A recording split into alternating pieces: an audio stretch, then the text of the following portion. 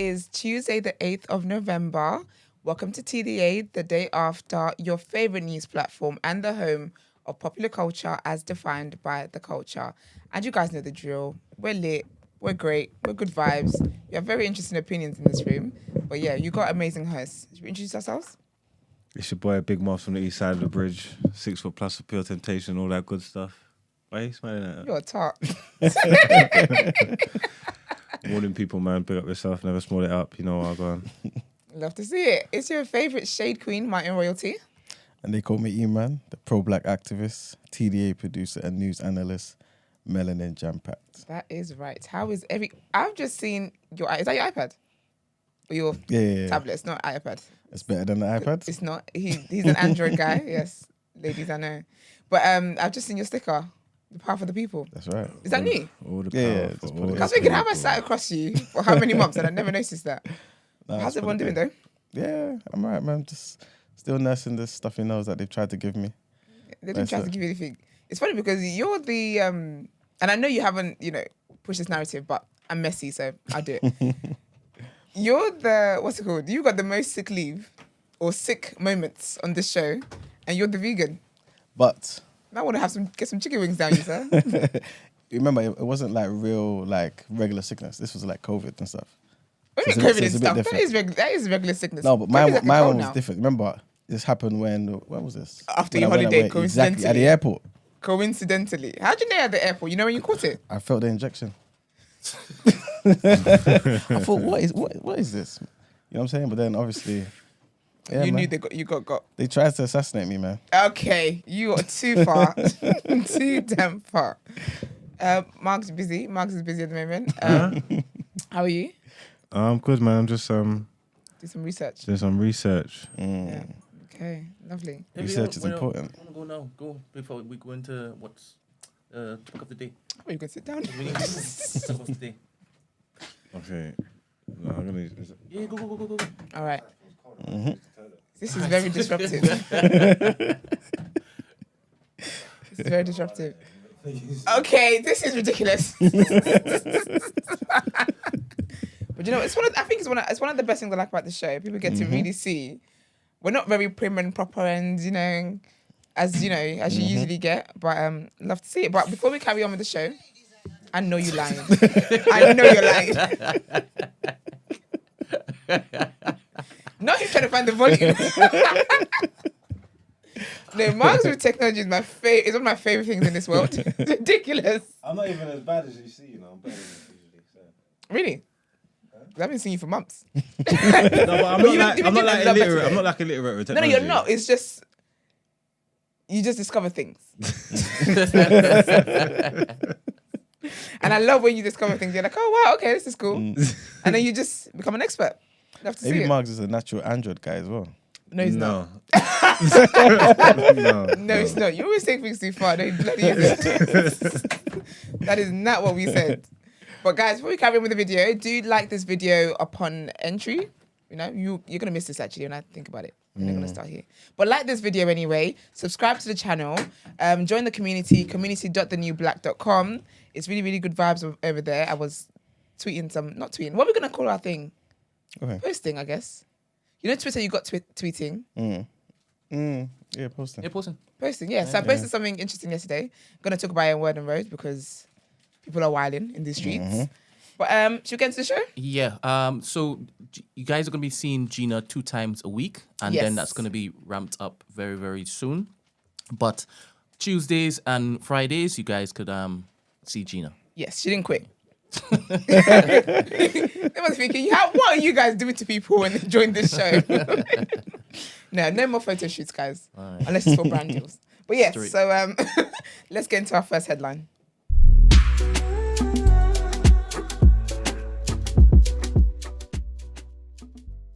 Who speaks at the COP27 climate summit. We talked about this briefly yesterday. So Prime Minister Rishi Sunak has told the UN climate summit, COP27, the war in Ukraine is a reason to act faster to tackle climate change. Leaders from 120 countries are meeting in Sharm el-Sheikh, Egypt, to discuss next steps in curbing climate change. Key topics are compensation and support for the most affected countries. In his first international appearance since taking office, Sunak said, climate and energy security go hand in hand. Putin's what's the word? Abhorrent war in Ukraine and rising energy prices across the world are not a reason to go slow on climate change. They are a reason to act faster. He also added, we can bequeath our children a greener planet and a more prosperous future. There really is room for hope. In a series of speeches, leaders urged rich countries to stay the course in stopping further climate change, despite the war in Ukraine and global financial problems. Nations on the front line of climate change laid out the stark impacts of higher temperatures, droughts and floods on people and the environment. The UN Secretary General Antonio Guterres told the summit, we are on a highway to climate hell with our foot on the accelerator. His stark warning was echoed by former US Vice President and environmentalist Al Gore, who said nations must stop subsiding the culture of death of fossil fuels. In an energetic speech, French President Emmanuel Macron urged world leaders to deliver climate justice, and former UK Prime Minister Boris Johnson, who is also in Egypt, said countries should not go weak and wobbly on climate action. Wibbly wobbly. That is very Boris. Yeah. That man is something Very else. eloquent. You think saying wobbly and hasta la vista, baby, is eloquent? That guy is... He's a character. I really like him though. He's a legend, you know. No, he's a character. I can't lie. Yeah, The fact that he doesn't take himself seriously, I like that in a person. Because why should I take you seriously? You know what I mean? If you don't take yourself seriously, come on. But yeah, so our next bit of news as well is about Gavin Williamson, who's denying bullying allegations. So Gavin Williamson has denied further accusations of using bullying language against officials.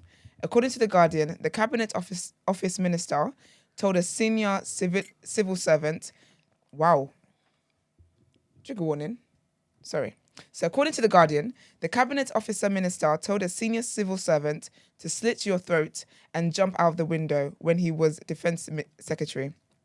The unnamed official claimed Sir Gavin deliberately demeaned and intimidated them, while Sir Gavin said he strongly rejected allegations of bullying. The newspaper said that the official raised concerns to the Ministry of Defence's HR department but made no formal complaint. In a statement, Sir Gavin said, I strongly reject this allegation and have enjoyed good working relationships with the many brilliant officials I have worked with across government. No specific allegations have ever been brought to my attention. This new claim puts further pressure on Sir Gavin, who is already facing an investigation for allegedly bullying Wendy Morton when she was Chief Whip. Miss Morton complained to the Conservative Party after reportedly receiving a series of expletive-laden WhatsApp messages from Sir Gavin in which he accused the government of excluding certain MPs from the Queen's funeral service at Westminster Abbey.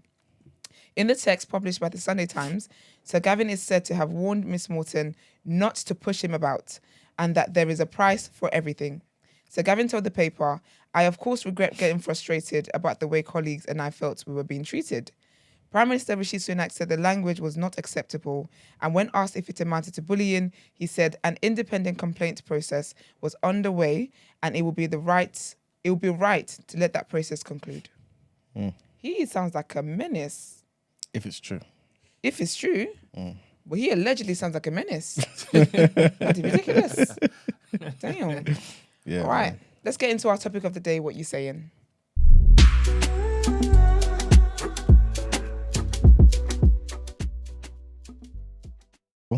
So today's topic of the day, for those who've been here since day one, actually just since 2 weeks ago, to be fair. No, we need to know though our day ones from April. They're the realest ones. Yeah, for real. Through all the Who are the day HR ones, messages and everything. In the chat, tell us if you're day one. Yeah, if you're day one, like from April when we started, let us know. Yes. You get a gift one day.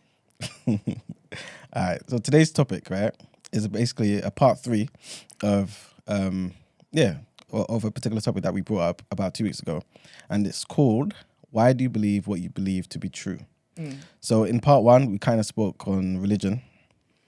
We didn't go into it extensively, I don't think, right? So we can maybe revisit that on one day, another day. Second, part 2 was gender roles, right? Yes. Today is the law, All right. right? So basically the law and morality, yeah? Because I guess to some degree, our morality is dictated by the law, right? I mean, Yeah? All right, well, this is what we're going to get into. yeah.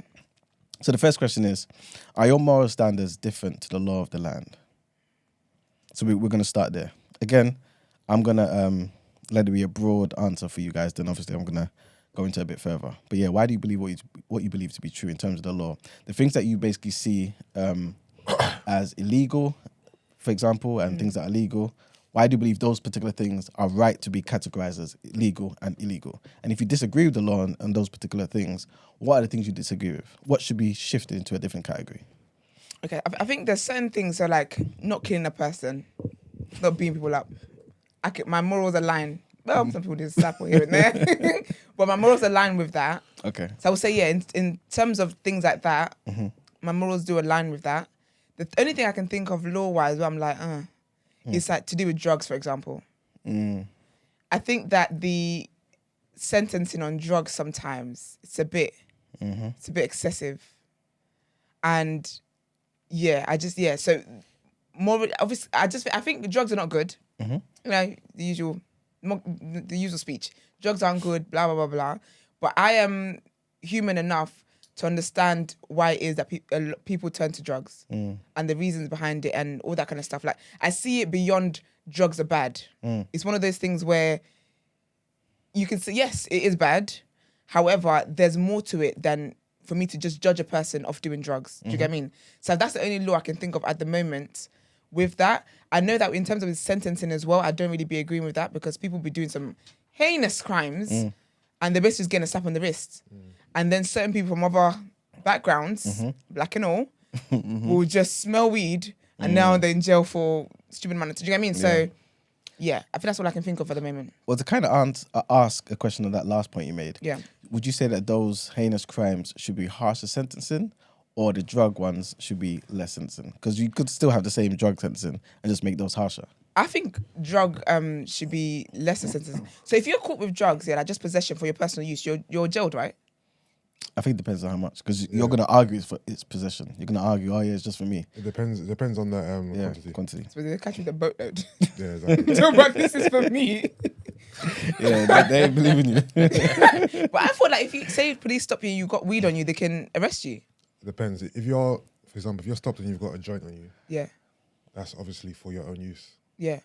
Obviously you shouldn't have it on you, but police use their own discretion in them regards. Okay. If you're caught, well, this is Mark should know better than me, to be fair. But And I don't know what he's missing here. if you're caught with, a whole, like you said, a truckload of weed, you're a supplier. This is not for your own personal consumption, so it's different then. Okay. So if people get arrested for like possession, I don't think they should.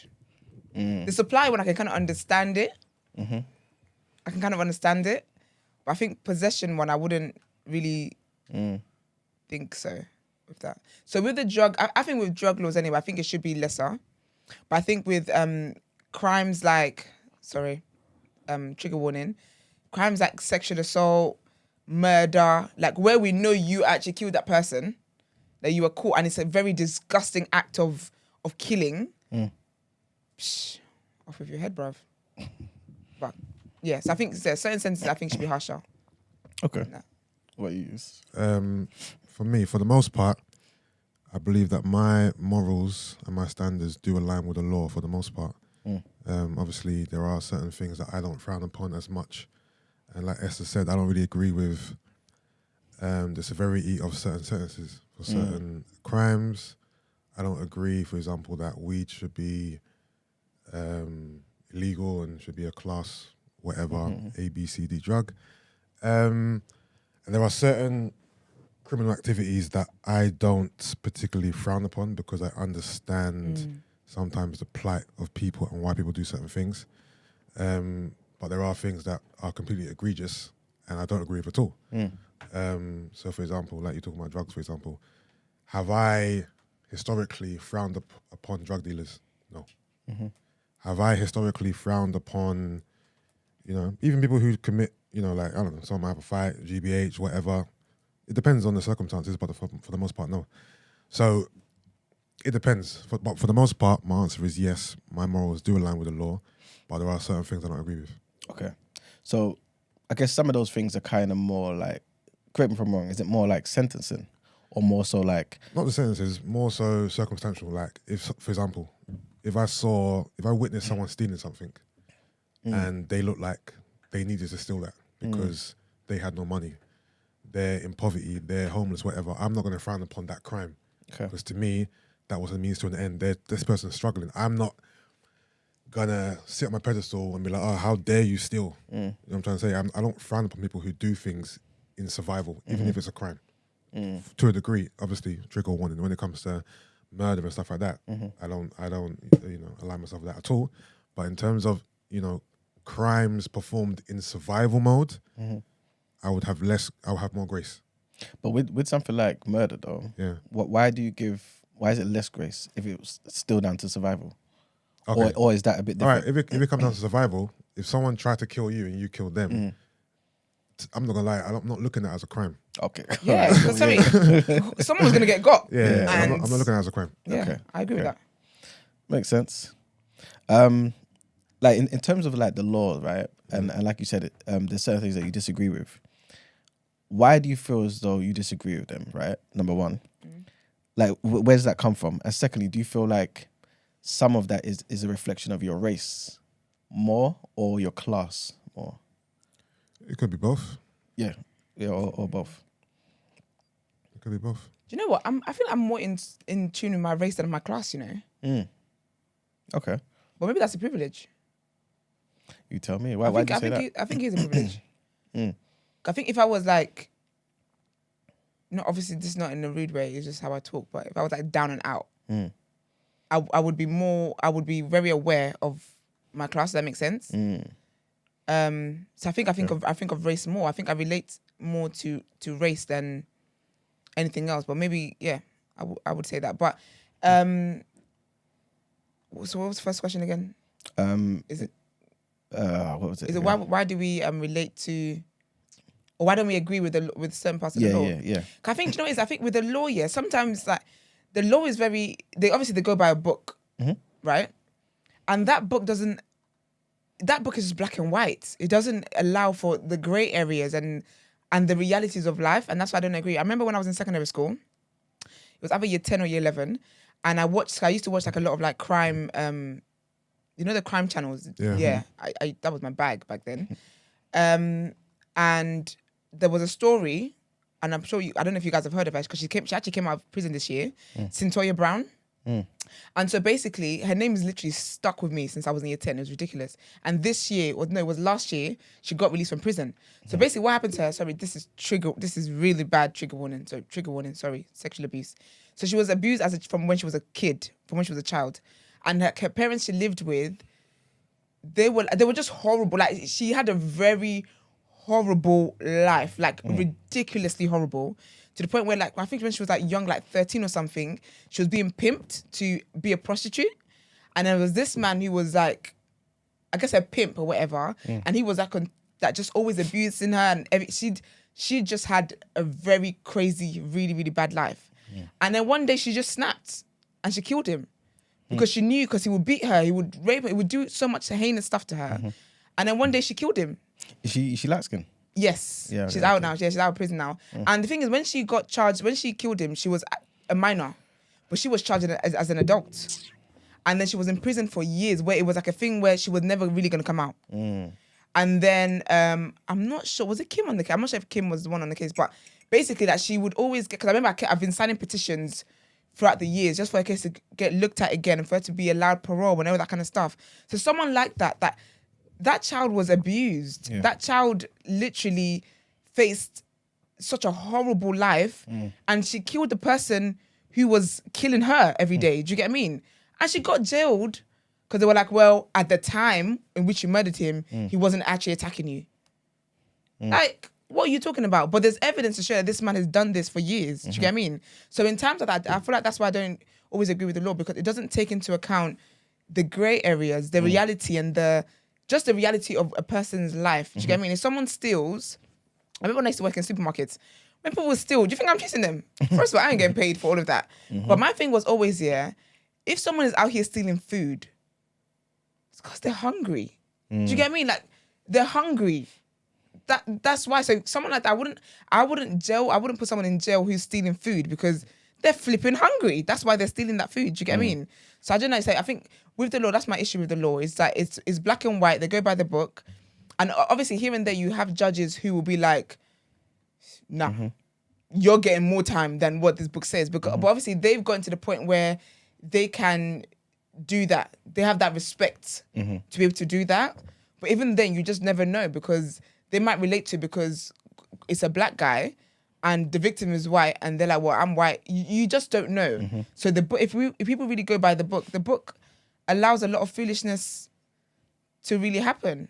But in just to kind of present another angle, Yeah.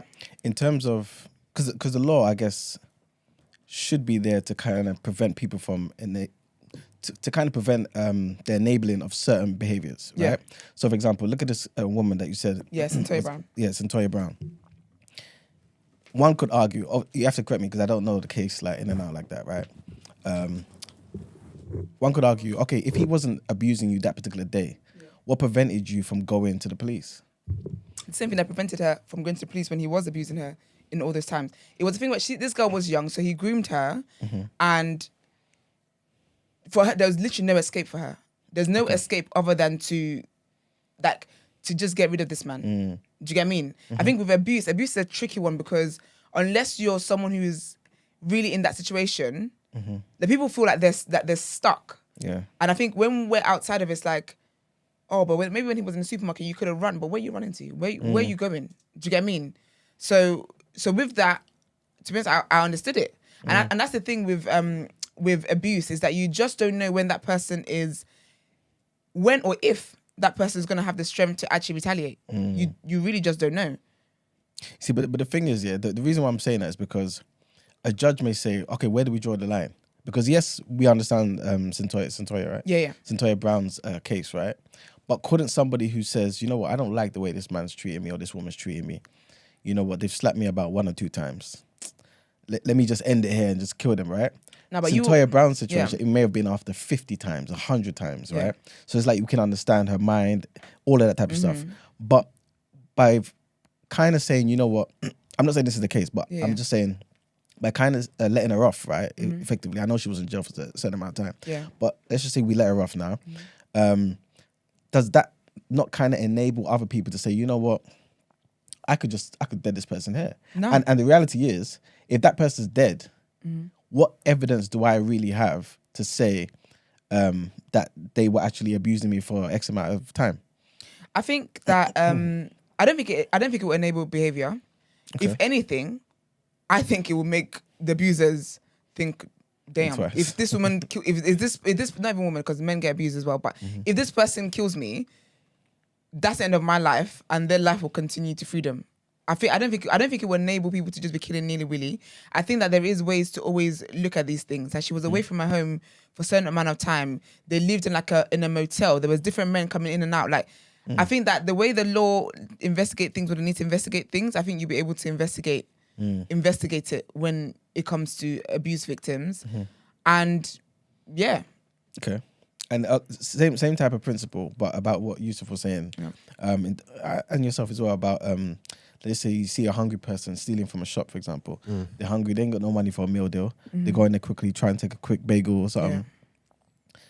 Like, do you feel like by letting people do that, and obviously we understand their circumstance, but by just giving them a slap on the wrist, that kind of enables people to do that more frequently? And is that not fair? Like, or rather unfair to the business? No, but the thing is, but I think that certain things, I think if certain kind of crimes are rising up, this man, if certain kind of crimes are increasing in the whatever, I think it forces the government to do something about it. So if you always got homeless people coming into Greg's to steal sandwiches and baguettes, you're going to have to start doing something, because the business is going to start complaining. Yeah. And so these people that are paying business rates and tax and whatever else they're paying, you're going to have to do something to put something in place so people don't have to steal so much. But then what if the government say, well, they're not stealing from us, the government, they're stealing from the business handle it. And so then the business person gets these security guards to start checking people before they come in, and then, I don't know, get into some type of situation, beating up homeless people and all. I don't know. Basically, what I'm trying to say is... Trust me, they're Extinction Rebellious people. They'll form another group and they'll fight the case for the homeless being beaten up. But the point is, all of these things that we just mentioned, right? Doesn't that just cause a lot of... Like anarchy. Yeah, but I really think... That's part and parcel, though. But you know what? I really think that it would... I think it will bring change. I think it will force the government, the thing that they've been so oblivious to, I think it will force them to stand up and do something about it. You think so? Yeah, because it's gonna be bedlam in the streets. Well, sorry, Yusuf, what were you saying? Nah, it's part and parcel. You know, stores have guards, have security now. Yeah. I think with this example in particular, it's very lax anyway. We've all been to Tesco's and whatever. We've seen how it's not like, you know, it's top level, high level security. It's just... When you said that, it made me think, you know Zara? The Zara stores, when they've got African security guards, their uncles work for their money. They earn their checks. They're ridiculous. Even at MI5. But no, it's true. I don't think it will enable the behavior, because I'm not going to see a homeless person stealing and me who can afford it be like, oh, that's not fair. Girl, you got a home. You're fine. You wouldn't necessarily say it's not fair, but you may not try as hard. You know Trust me, I would try, because first of all, that homeless person, I don't think they'll be stealing if they could afford. Obviously, there's people that just like to steal for the thrill of it. They don't count. They're like a proper minority. But in my personal circumstance, I have shame.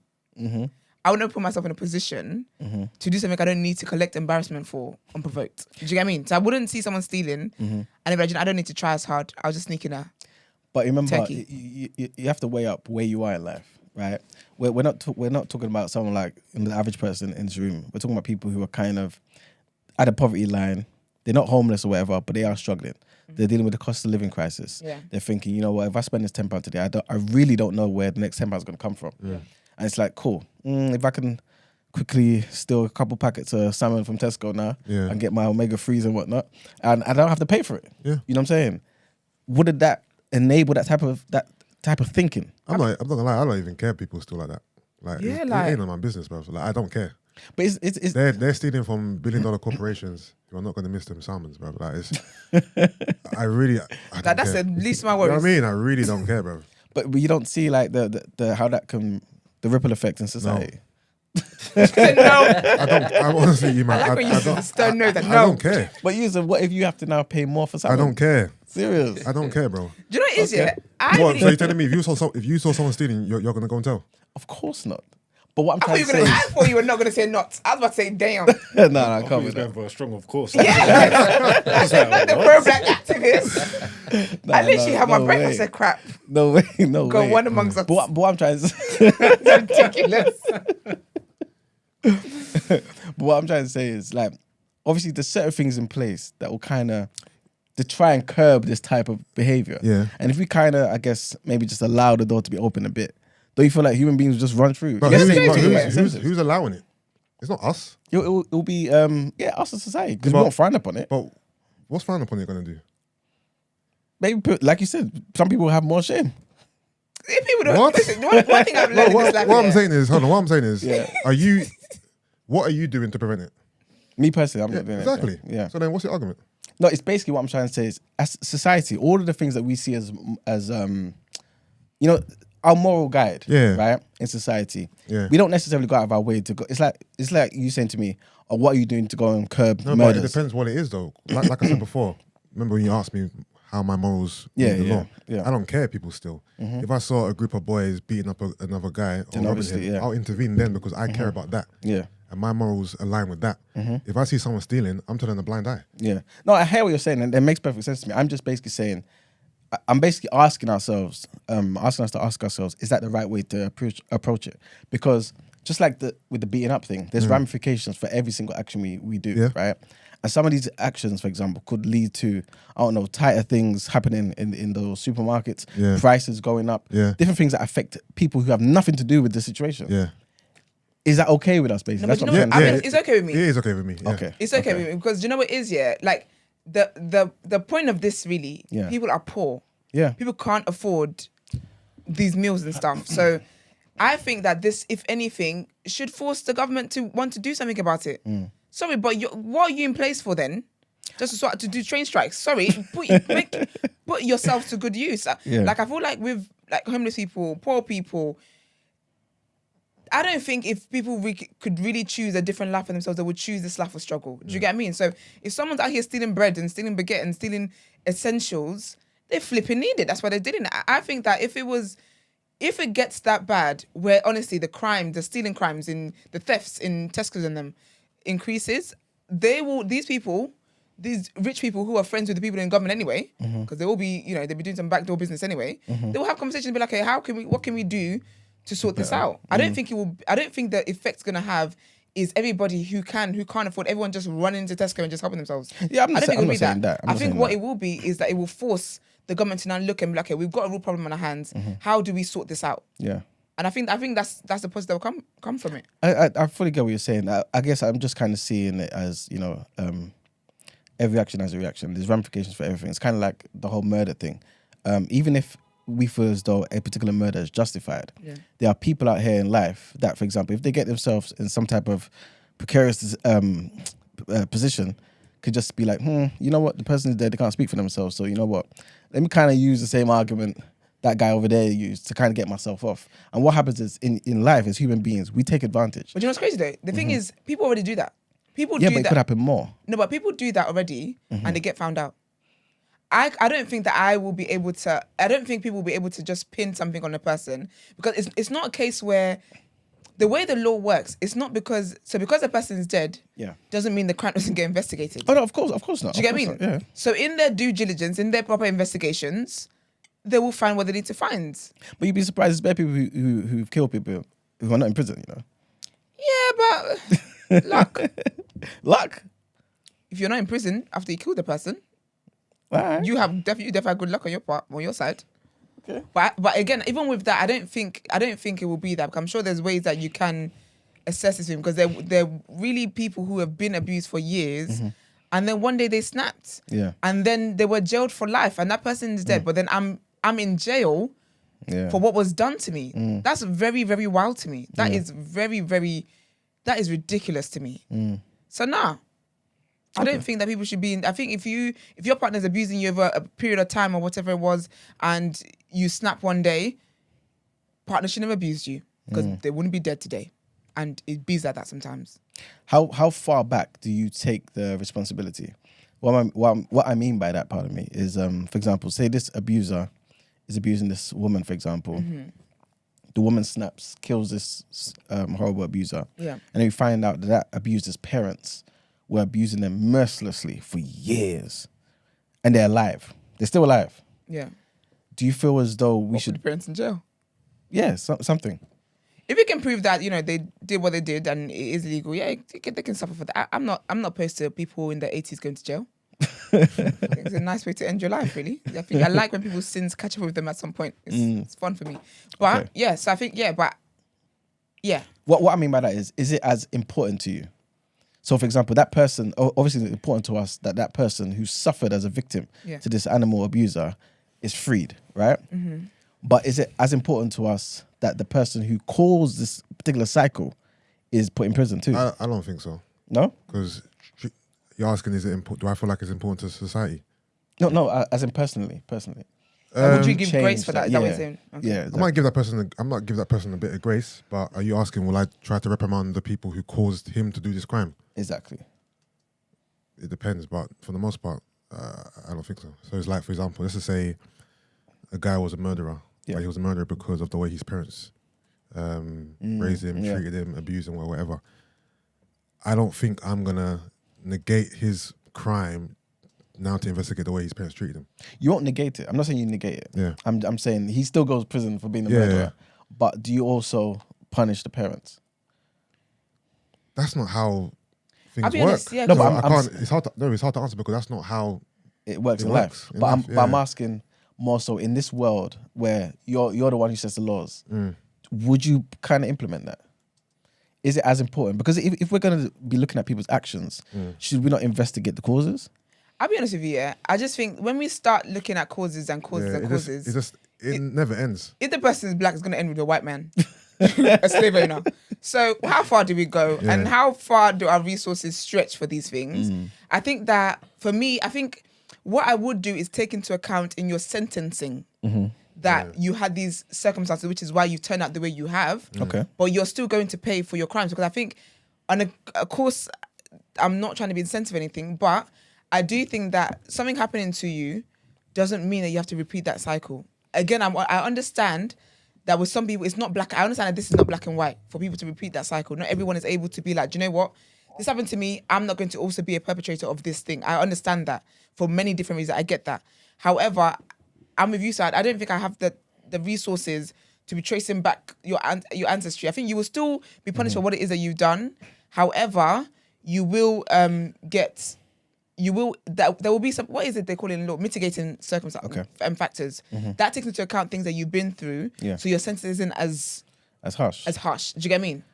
But then if it's a thing where you were still being abused at the time of your arrest for an abuse you were doing, then of course, run them up, boys. Let's get the parents in. Then, do you get what I mean? Because that's still an ongoing thing. But if it's something, for example, you suffered in your childhood or whatever, I can't trace that back. But remember, I'm not. I'm sorry. I know that you're not obviously talking about back. But really, we're not going far back. Like, we're only dealing with people who are alive, right? Yeah. So let's just say it's their parents. Yeah. So yes, they may be 70 years old, 60 years old. Yeah. But if we can acknowledge that this person, or at least say to ourselves, you know what? Based on your childhood, based on how you were treated for the first 25 years of your life, this obviously influenced the way you've gone on and you've killed this person, for example, or abused this person. Like, surely, if we can say this is pinpoint what caused this person to behave like this, right? Surely it should be important for us to kind of send a message to people out there. No, that's why you get 2 years off But the thing is, What do you mean? off your sentencing. like you're saying, right? It's more in the sentences. You're giving that person grace because you know their circumstances. Yeah.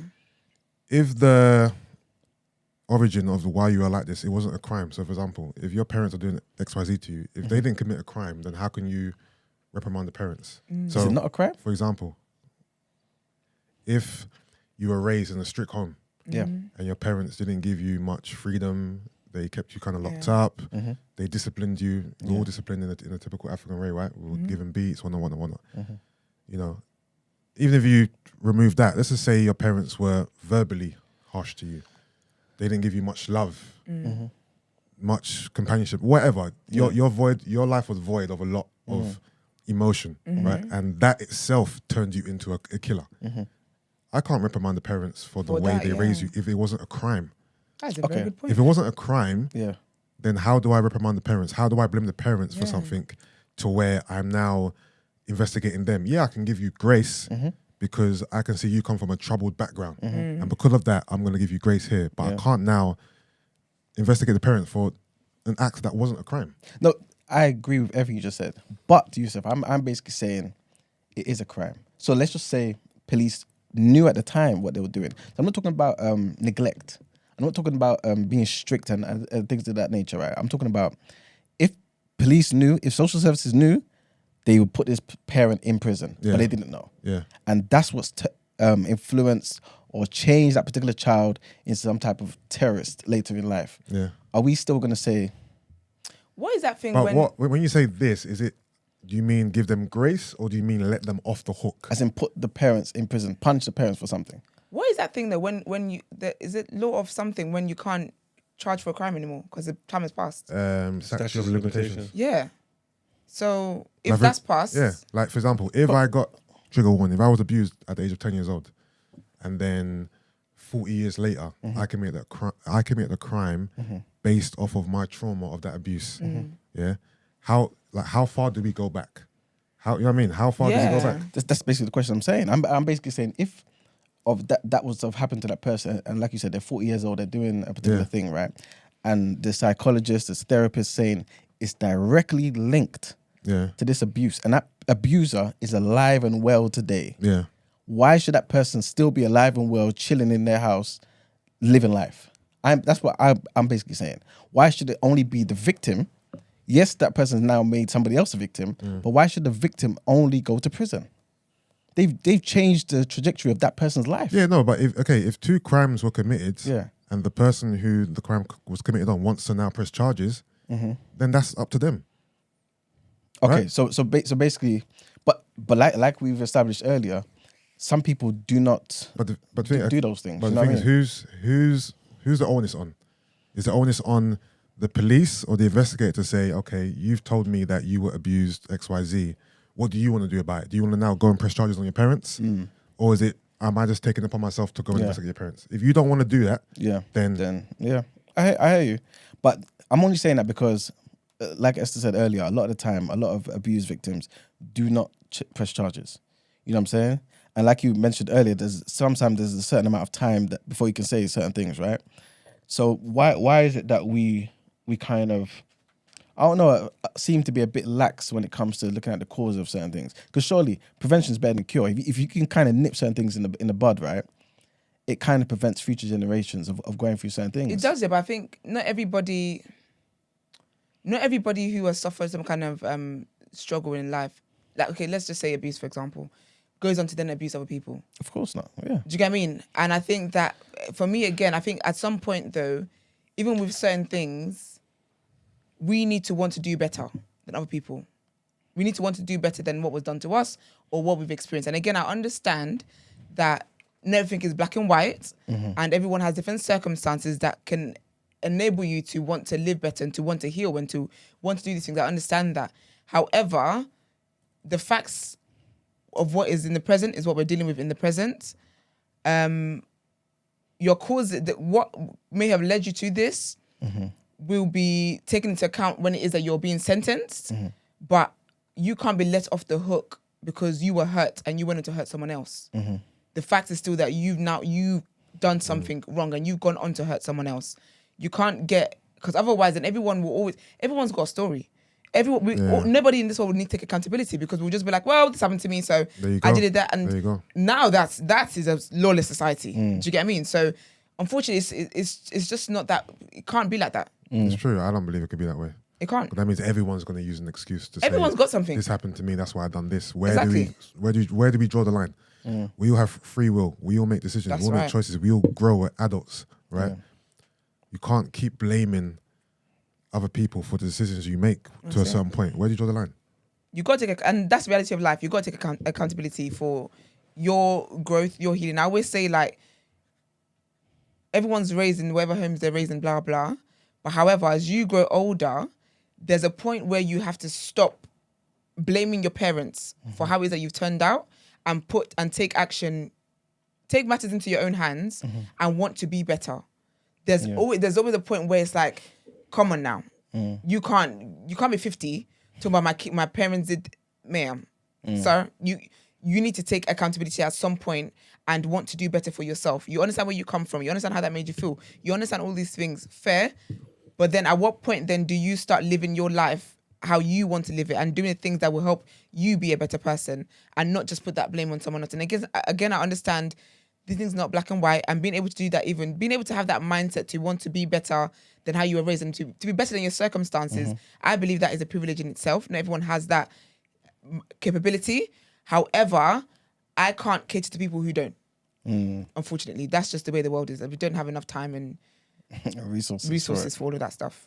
I hear what you guys are saying, and obviously, like you lot are saying, I feel like we'll kind of keep going round and round in circles. Do you know what I'm saying? Because obviously, there's something that kind of causes something else. Exactly. You know what I'm saying? Always, but it just doesn't sit right with me that someone can be alive and well, have caused something, they've set this ball in motion. And we've told society, effectively, I know you guys are not saying this directly, but effectively we said it's okay for them because there's no punishment, there's nothing happening, but for this person who is a victim, right, and has gone on to victimize somebody else, they should go to prison for a certain amount of time. It just doesn't sit right with me. So you don't think that they should go to prison? I think they should, but I think the person who caused it should also go to prison. How far back do you go? Whoever's alive. If the great-grandparents are alive too and send them into everybody prison. in jail. Everybody in jail. Everybody in jail. But what? Your land is a lot of money. You need evidence and stuff Yeah, like yeah, as long as we got all those things, of course, but, yeah. Okay then, but with going back to my example, trigger warning again about being abused at 10 years old, commit the crime off the back of that trauma at 40, 50 years old. How do you prove that? It's just That's the thing. It's just No, a but word. it's just words at No, this point. no, but remember, in court, a lot of the time they bring in psychologists, therapists, and stuff. So Yeah. that's what I was saying. I know, obviously, it may be a unique example, but if a therapist, psychologist, all these type of professionals Yeah. can say, "Look, this is the direct cause of this," Yeah. then I think we should definitely bear those things in mind. But the psychiatrist and the therapist is just going off words. No, but they're professionals. You know what I'm saying? And if we can't take their No, but is that I'm asking you, is that how the law works? So yeah, it's controversy. if there's no evidence at all, literally no physical evidence, no nothing, Yeah. right? All we have is a psychiatrist talking to this person relaying their history yeah, in court. That's fine. no, that won't work. Of course not. And that's what I'm saying. No, but remember, this is what I was saying to you first. We definitely need the evidence and stuff. Yeah. But I'm saying, in addition to these things, if we've got these professionals Yeah. saying it's linked Yeah. to this, But the thing is, a lot of these circumstances where things are linked to trauma Yeah. from your childhood, there is no evidence. There is no tangible evidence, a video, a picture, a voice note. It's just your words. not necessarily, because sometimes you've got evidence of maybe you speaking to a friend at school, for example, back then, who told their parents spoke to the school's got something on You know, file. okay. You've got certain things. You know what Okay, I'm saying? that's a good example. You might have witness accounts, you might have, but again, how are you going to get that? Like, we're talking about something that happened 20, 30, 50 years ago. Now you got to go and trace the friend in school that you told that you ain't seen for 30 years. You don't know who they are, what their number is. Oh, I told my parent. My parent's dead now. Like, my parent died in 96. Oh, but I told this girl in my class called Stacey. Where's Stacey? Oh, I ain't seen Stacey since I left school. It's not easy to trace all these things back when there's no evidence. You're 100%. It's not easy, but remember, you're doing it to get the evidence. The evidence is not there now. Yeah. But obviously, if this is important to us, Yeah.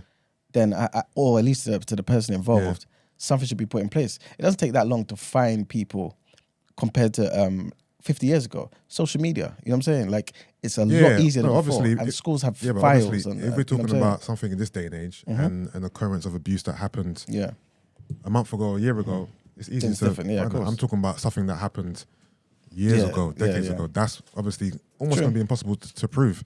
If it's in this day and age, if you commit the crime because something that happened to you last month or last year or 2 years ago, 5 years ago, fine.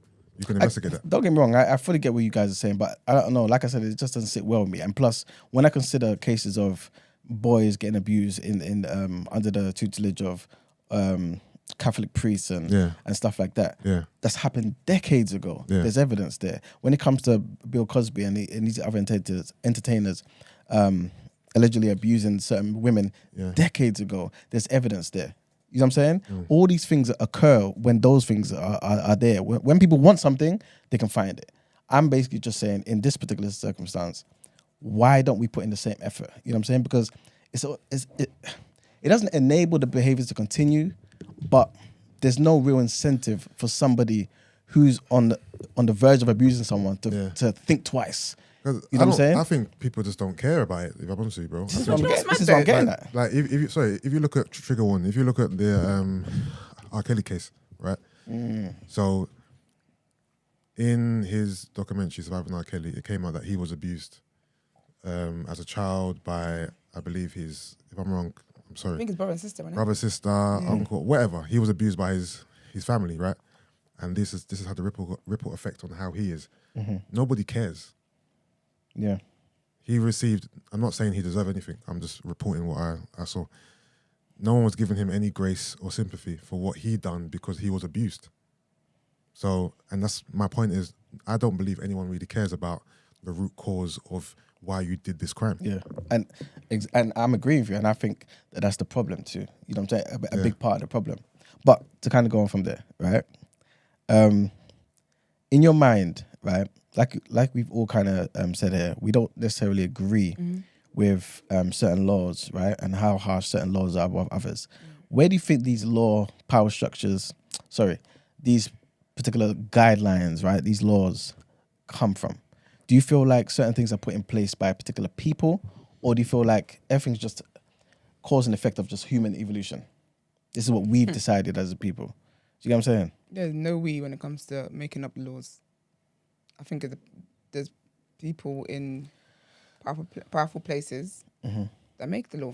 I don't think it's I think there's certain things that is inspired by the evolution of society.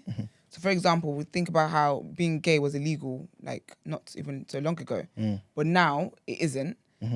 Gay marriage as well wasn't allowed to happen. Now it can. I think there's certain things in society that does help the law get updated. Yeah.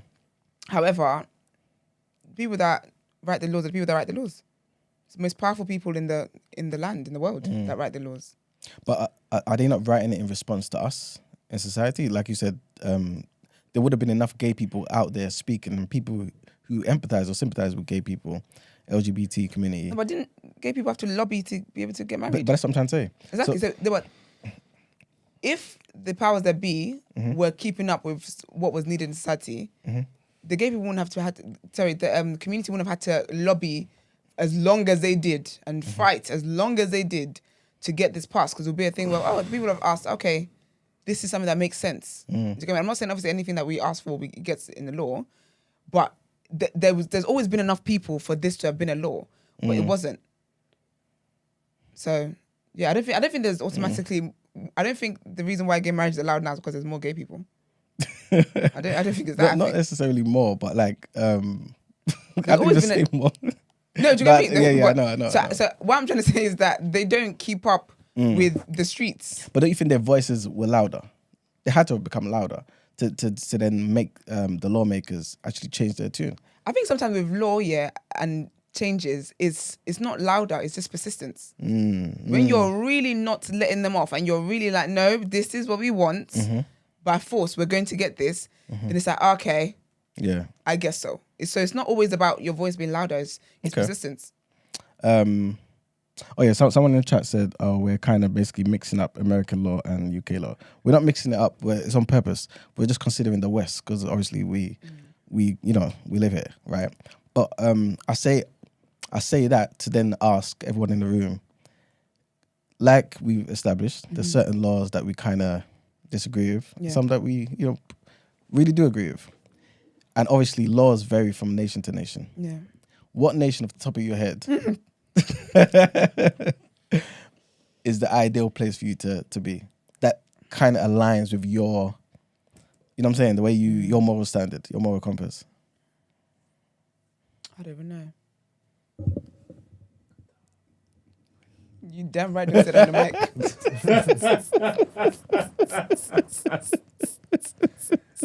I don't know why I switched the camera to you at all. Did you put a camera on me? Yeah, I did. Why Did you do she? that? Because you made a scene. Because you did this. I heard him whispering in it.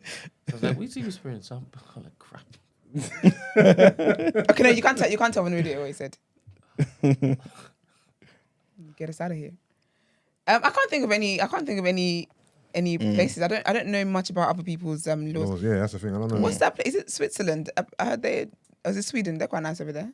I heard. But I don't know if they're nice black people. See, I've got to consider the blackness. Do you know what? As much as I don't like the law of this land, it's what I'm familiar with. Yeah. When I think of the two places I come from, here and Nigeria, I think this law's fair for me.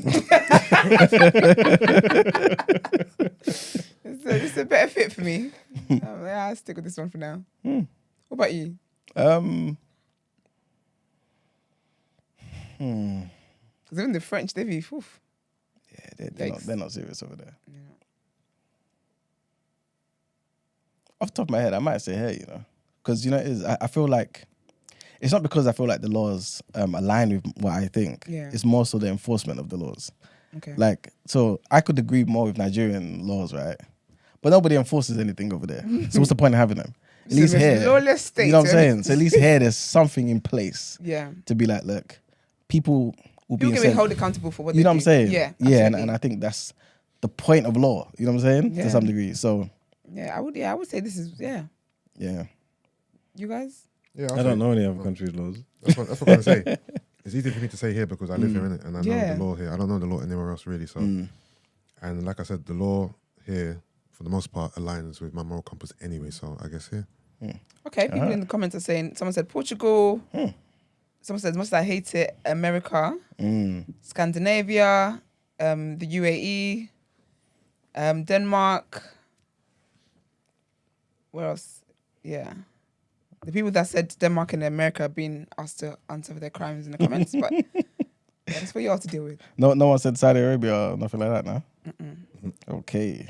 You lot don't like Sharia law? Okay. I said, okay. As if we don't like good things, you know. I said, what, you don't like Sharia law now? Okay. You might as well. Yeah, man. Yeah, That's the is end. that Have a it? good day.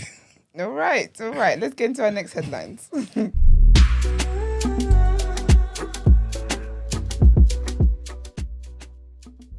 Isn't it? No, it's not. Sorry, I thought the asterisk was O. Oh. So this is about someone who literally got shat on. No, let me say this. She's got shit on her doorstep. Literally. So, police have launched an investigation after a box containing faeces was left outside an MP's constituency office. The box, which had a derogatory message written on the inside, was found outside of MP Chauvin's Bailey's office in Stroud on Wednesday at 1:30 GMT. Miss Bailey said that it was the latest in many attempts to intimidate and harass herself and staff. A spokesperson for Gloucestershire's police said they were taking the incident of harassment seriously. They said, "We are investigating an allegation of harassment after an offensive item was left outside Miss Bailey's constituency office." The Conservative MP for Stroud, Miss Bailey, said she found it difficult to understand the perpetrator's motivation. She said, "There are plenty of ways to make a point about politics or governments without resorting to putting excrement in a box. Because of the nastiness we face, decent people are thinking twice about standing for public office." What, did she do anything? Or No. was she just a conservative? So it was just a random attack, like anyone could have got it. Anyone can go. It Yeah, I think they just don't like happens it. to be You her know? door this time. But there's people there's people that wrote the protest that way. They throw shit at people. That's the protest. But I think with her, because this is the second time something like this happened to her, you know. People were protesting. Well, I'm not sure if it was a protest, but they were complaining about the fact that she took maternity leave. Yeah. Until they put shit on her door. No, they're two separate things. I was about to say, they were upset that she took maternity leave. Yeah, She yeah, didn't yeah. need maternity. Was she pregnant? Yeah, She of wasn't course. pregnant. If you adopt kids, well, you can get. Was she pregnant? Yeah, because they're moving like she lied about the maternity leave to just get free annual leave. Well, basically, this is what happened, yeah. So following the birth of her daughter in May 2020, Yeah. her office basically said that they received a number of abusive emails, calls, and social media posts. Yeah, that criticized her for legally taking maternity leave. There's a lot of, and you tell me the government needs to rise up. There's a lot of joblessness in this land. Yeah. Because that's ridiculous. Yeah. Boy. Anyway, big up her, innit? Hopefully they can get to the bottom of it. Find the culprit. Where is this office? Is it like in like a government office that anyone can access? Because there's ways. I feel like it's an inside job, you know. Why say that? Because Things with like a government big building. buildings, with government buildings, you need a pass to get in. Not anybody, you can't just come in. And you can't, even if you're a visitor, they check that you're visiting who you said you visited or you're visiting. But this person would have gone in there with an empty container, gone toilet, filled it up. But they shouldn't be able to get past the security at the front. Yeah, but you remember people go to see the MPs and stuff, innit? Yeah, without an appointment. This is just their local office. Yeah, it's a I don't local think this is thing. a high security building or anything. Oh, okay. Well, this is bound to happen then. Okay, that makes sense. All right, so this is about the Just Oil activists who've been arrested over M25 protests.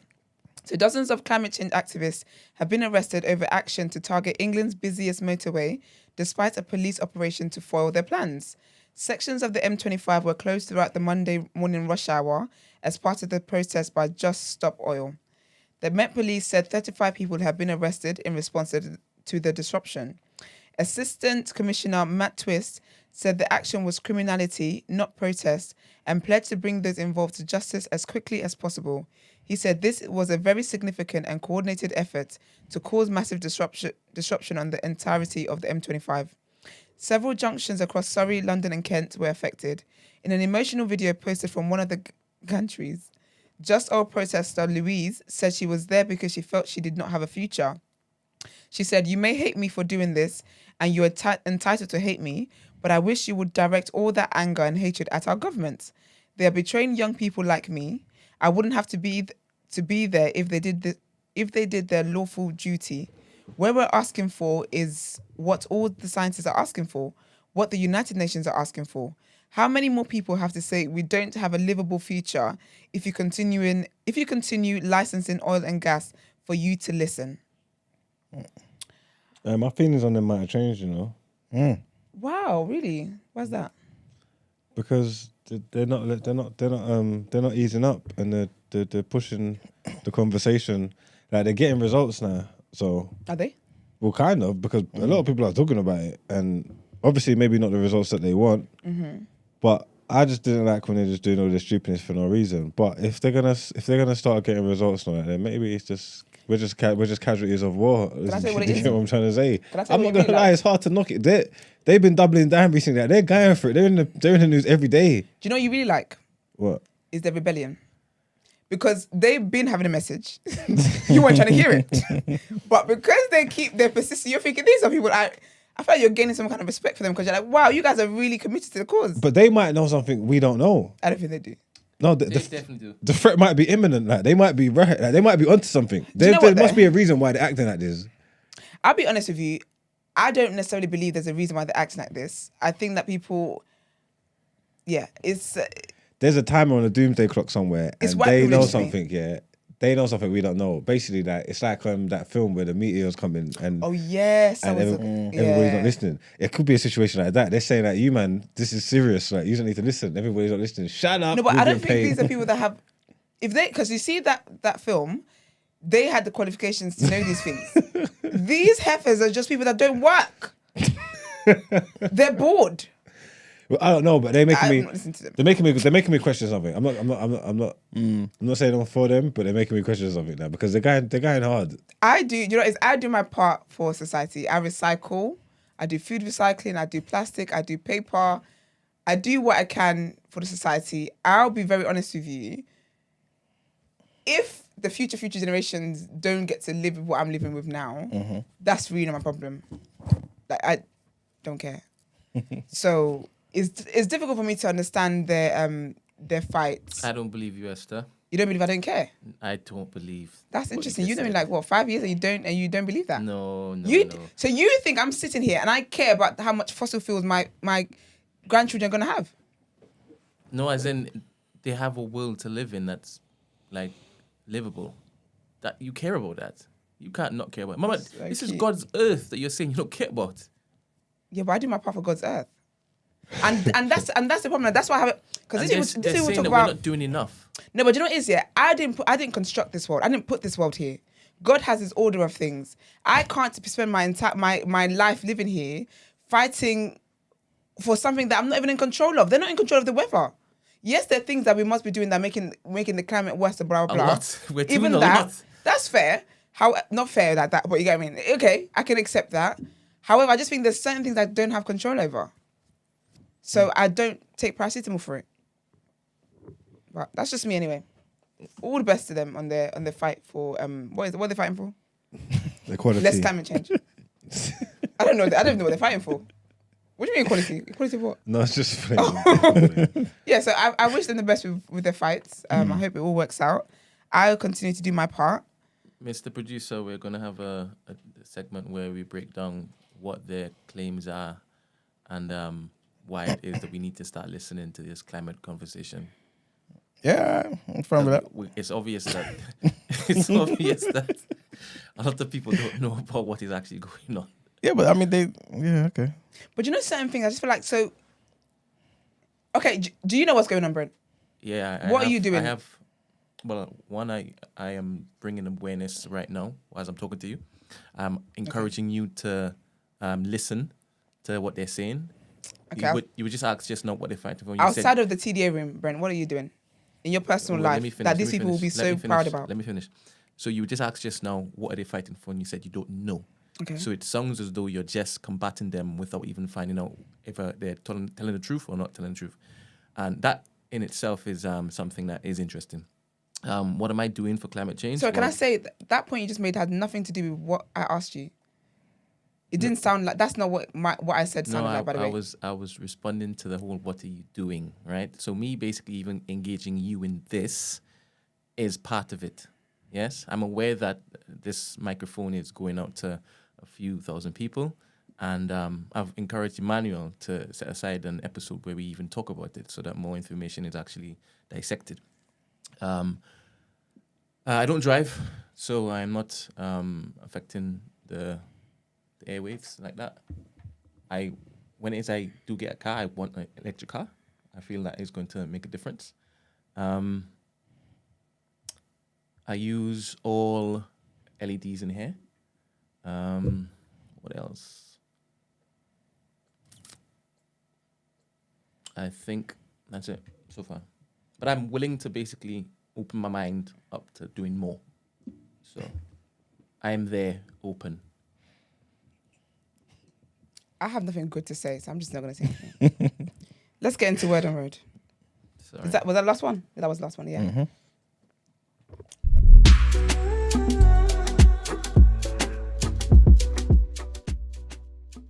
21 Savage, obviously, he's got his album out with Drake, blah, blah.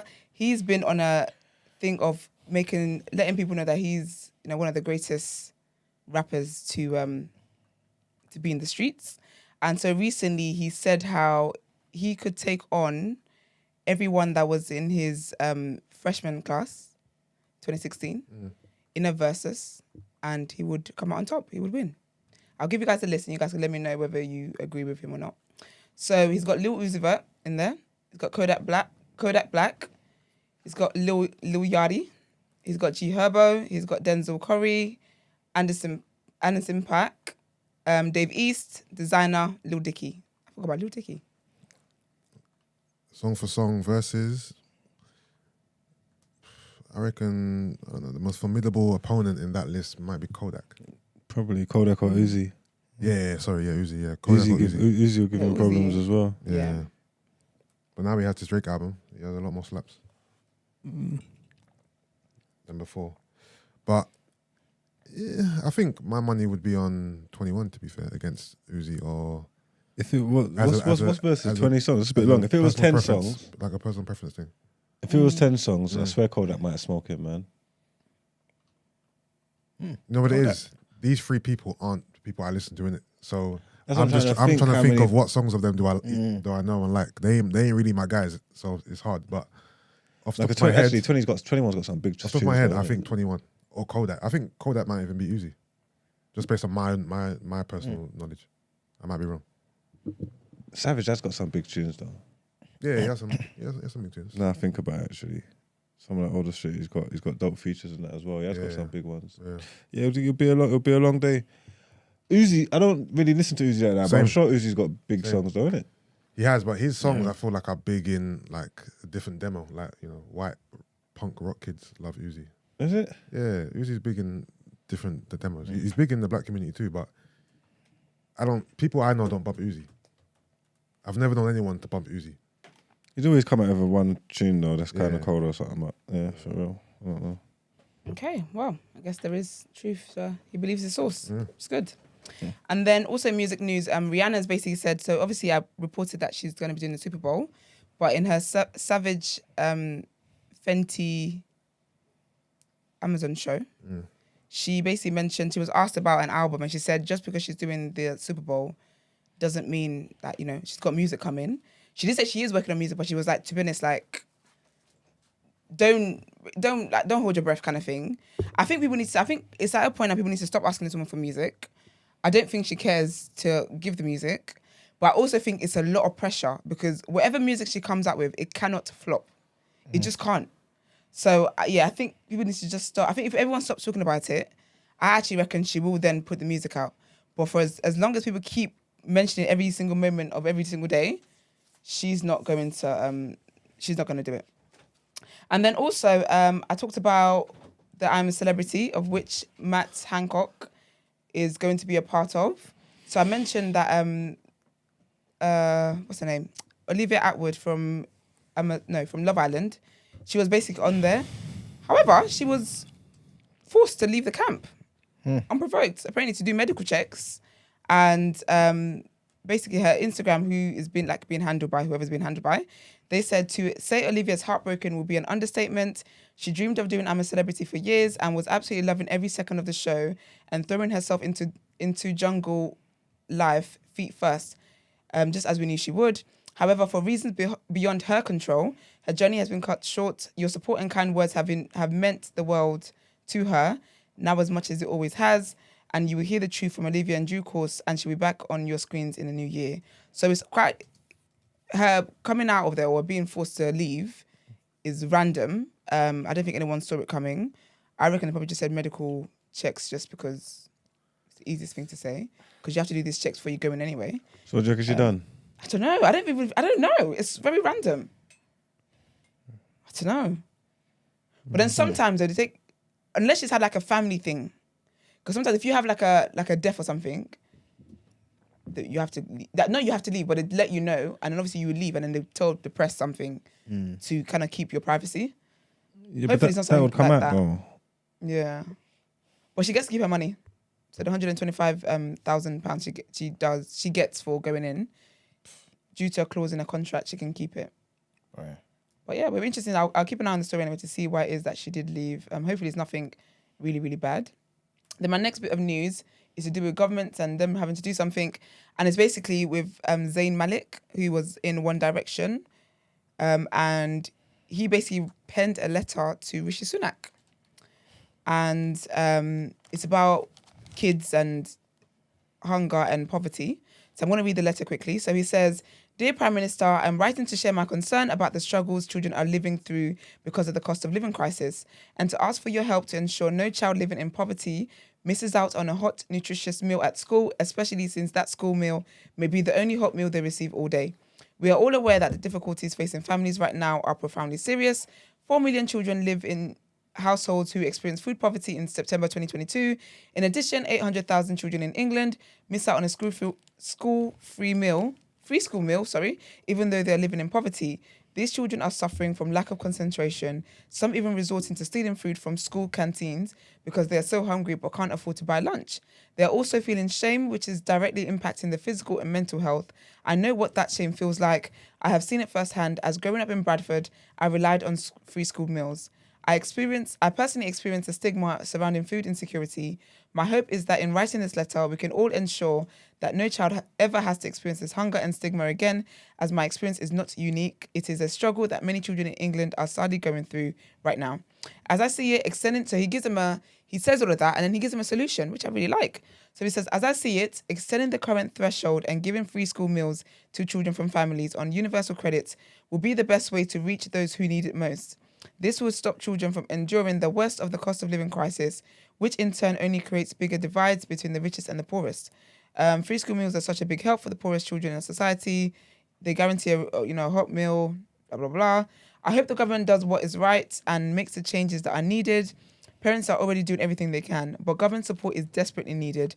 No parent should have to make impossible decisions like whether to buy food, turn on the heating, or go into debt. Knowing that their children are getting a good lunch at school would be a huge relief for parents who are struggling. These pressures will only get worse as food and energy prices keep rising. So he says, as Prime Minister, you have the power to change this. Please act in good conscience and commit in your budget on the 17th of November, which he put in bold and underlined, to giving all children living in poverty a free school meal. Children going hungry is not inevitable and should not come down to a political issue or ideology. Yours sincerely, Zayn Malik. And then in the caption on his Instagram, he says, no child should have to suffer the trauma and stigma of hunger and poverty. We want every child to grow up healthy to lead productive lives. I'm calling on @10 Downing Street to expand #free school meals to every child in poverty in England. Using this platform for good. So what has he got? He's given Sunak like a week and a half to put this into the budget. Because has Sunak got some kind of announcements on budgets and stuff coming up? Yeah. Yeah, so it's basically saying when you're doing all that stuff, think about it too. Add that in there. Think about that, and yeah. Okay. I think it's a noble idea. It's a noble idea, but I think it's also embarrassing for the country. Why? When celebrities are having to come out and begging the government to take into account kids that need food.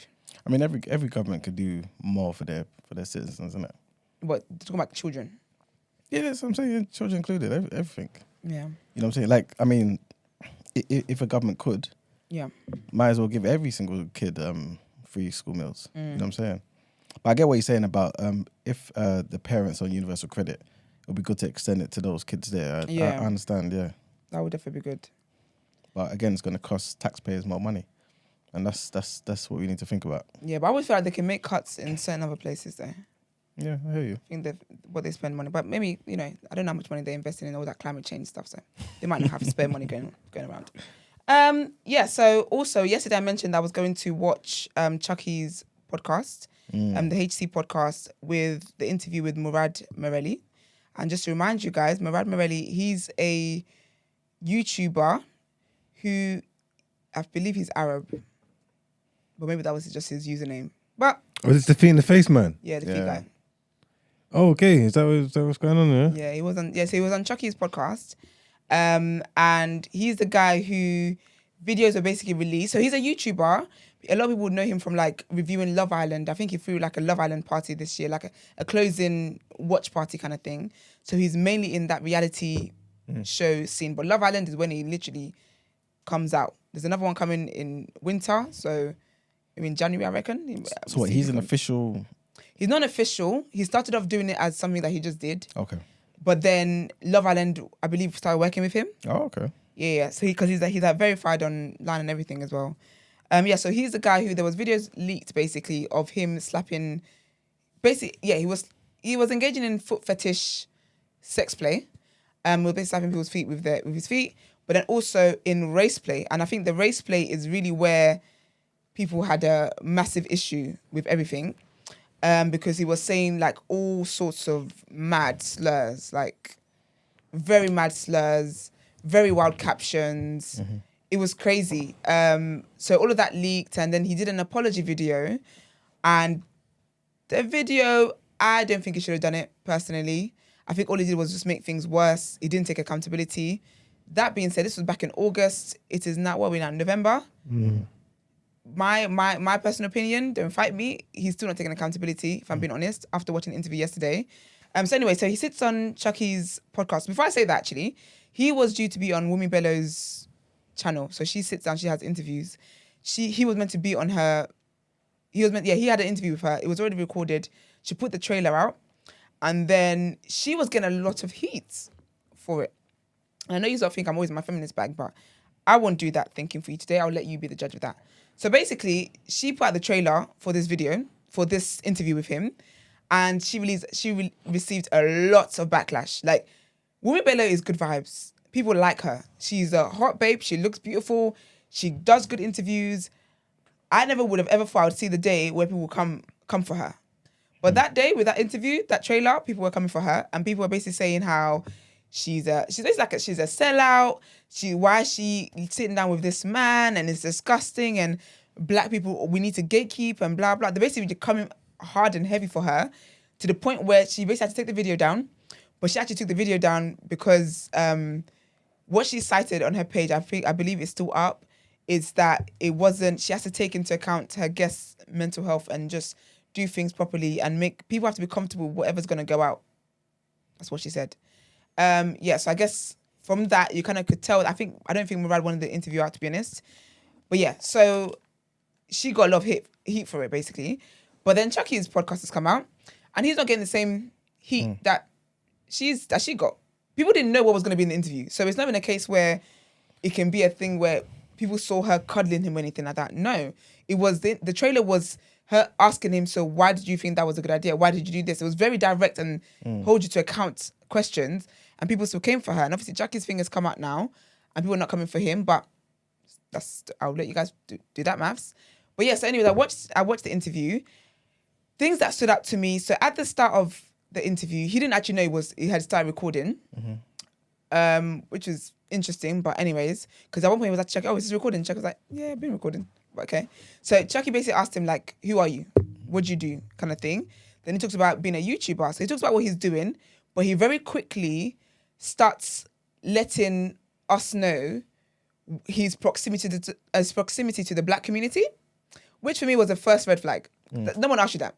So he then made it a point to say that, you know, he's grown up around black people. He lived in Streatham and was it Streatham Croydon or something like that?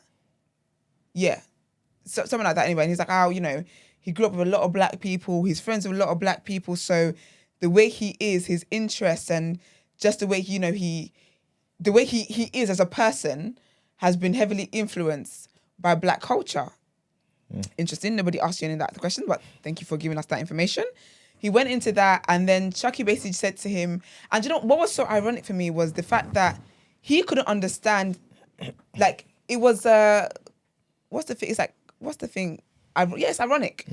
He's saying how he's very close to black culture. A lot of people in his life are black. He's grown up around black people, yet you can't see why what you were doing makes it even more insulting when you lead with that. So you're leading with how close you are to black people, yet you were doing race play where you did not look uncomfortable. You looked like you were in your bag in these acts, calling people the N-word and calling them all But to be sorts fair of to him, they anything. was paying for that service. He was a sex worker. He was just delivering a service that people were paying for.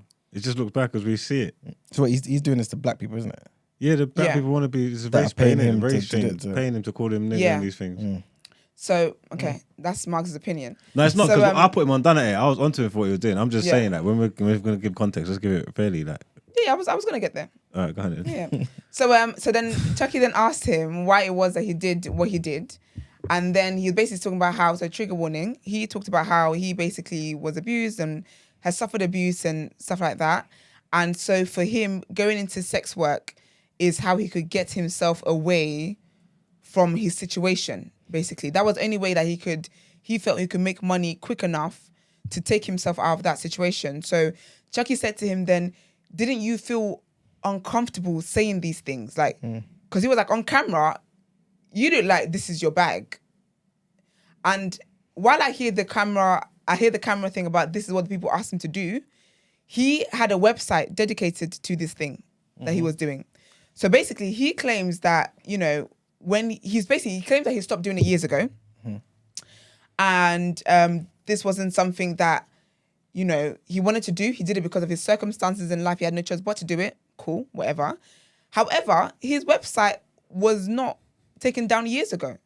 So he's still been making money from these things. So if you said you were doing these things because you had to do it because you had to make money, blah, blah, and you're saying you're so close to black people that, you know, you can understand why people are reacting the way they're reacting, even after you then were a YouTuber, and even after you're doing the Love Island stuff, even after you're doing all of that stuff, you were still benefiting money from that. You were still, you still had the website up, you were still being paid for all that disgusting content while you're sitting and cheering and while you're fighting Black Matters, because he does that as well. So in reality shows and whatever, he always highlights the anti-blackness within these establishments, within the powers that be. And he fights for the equality of black people whilst doing race play, calling black people N-word. I don't know, it's all weird to me. And then also, so basically, a lot of things as well with the videos was not just the videos and things that he was saying in the videos, was also the captions and how wild the captions were, and how like, oh, this is my so trigger warning again, but this is my black slave. He's so grateful, and his life would be worthless if he didn't get to worship my Arab feet. Stuff like that. Very, very, very interesting choice of words with all that kind of stuff. But anyways, again, he said, you know, that he didn't think of the morals. It didn't exactly go against his morals, because being in the position where he was in. Second? Because he don't have any. Yeah. But he's saying that he didn't say that. He didn't outrightly say that, and I would have respected if he just said that. But he said that being in the situation where he was in, where he was trying to get out of, you know, his situation, he didn't. It was like a flight or fly. What's that? That's the saying, right? Yeah. It was that kind of situation for him. It was like, I need to get the bag. So he's just thinking about the money. He's not thinking about, oh, this is actually really mad. This is not a good thing to do, blah, blah, blah, blah. So for me, my take away from the interview was that there was no accountability taken. I still, like, I understand, again, like we spoke about earlier in the topic of the day, that suffering abuse can lead to certain things. However, it's just not sitting right to me. I just feel like he's not taking any accountability. I think that he should take accountability. And then he also talked about how in previous years, people have actually tried to blackmail him to get the information out there. But he didn't give into it. He's still a piece of shit, man. Yeah, I he think- didn't give into it. Yeah, because obviously, to be fair, like in the conversation and that, just to give context to it, it's just be fair and say like, okay, cool, he was paying for a service. He was giving Yeah. a service, providing a service that people were paying for. Yeah. They Yeah. weren't like kink shaming. It's, Yeah. it's a thing and all that race play, all this stuff. It is an actual thing.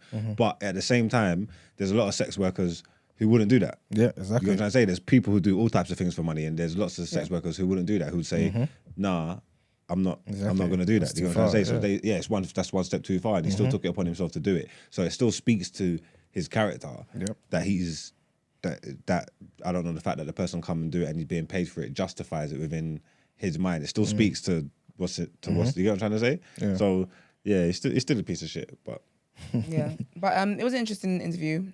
Well, I say interesting. I kind of fell asleep, but I don't remember how it even ended because it was just waffling. It was just waffling, and it just wasn't making sense to me. I feel I would have respected him a lot more if he just said, "You know what?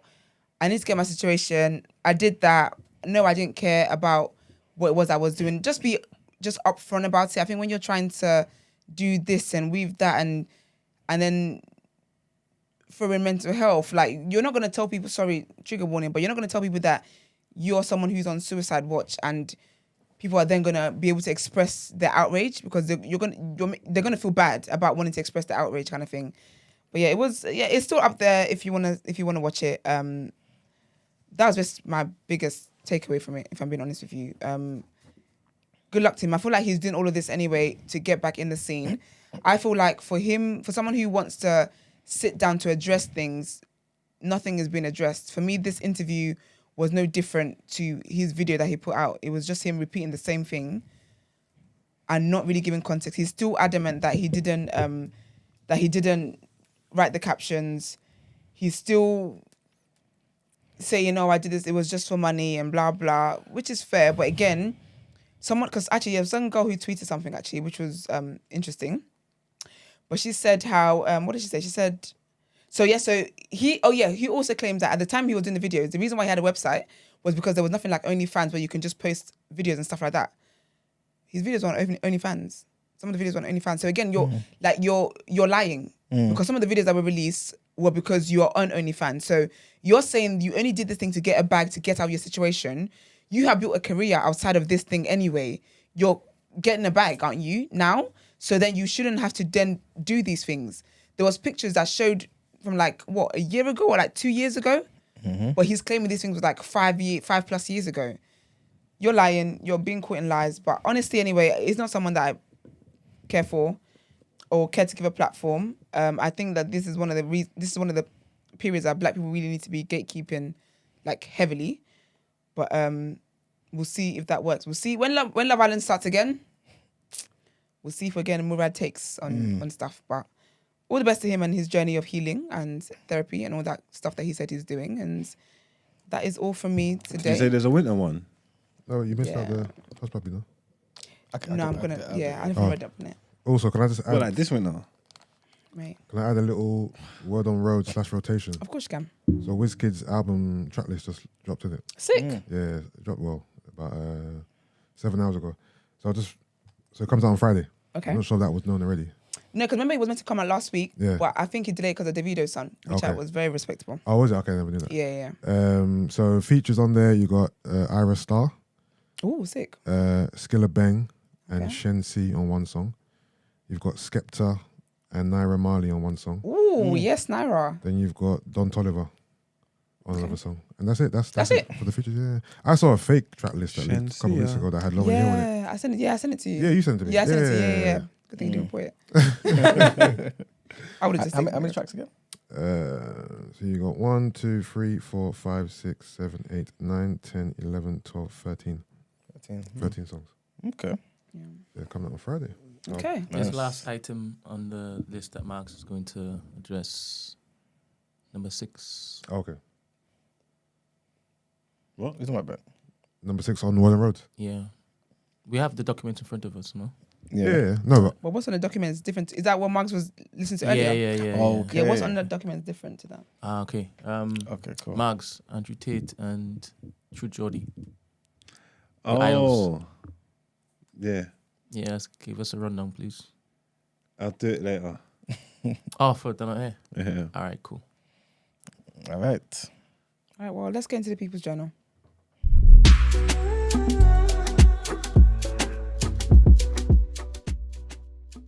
So welcome to the People's Journal, where I give you the news from an economics point of view.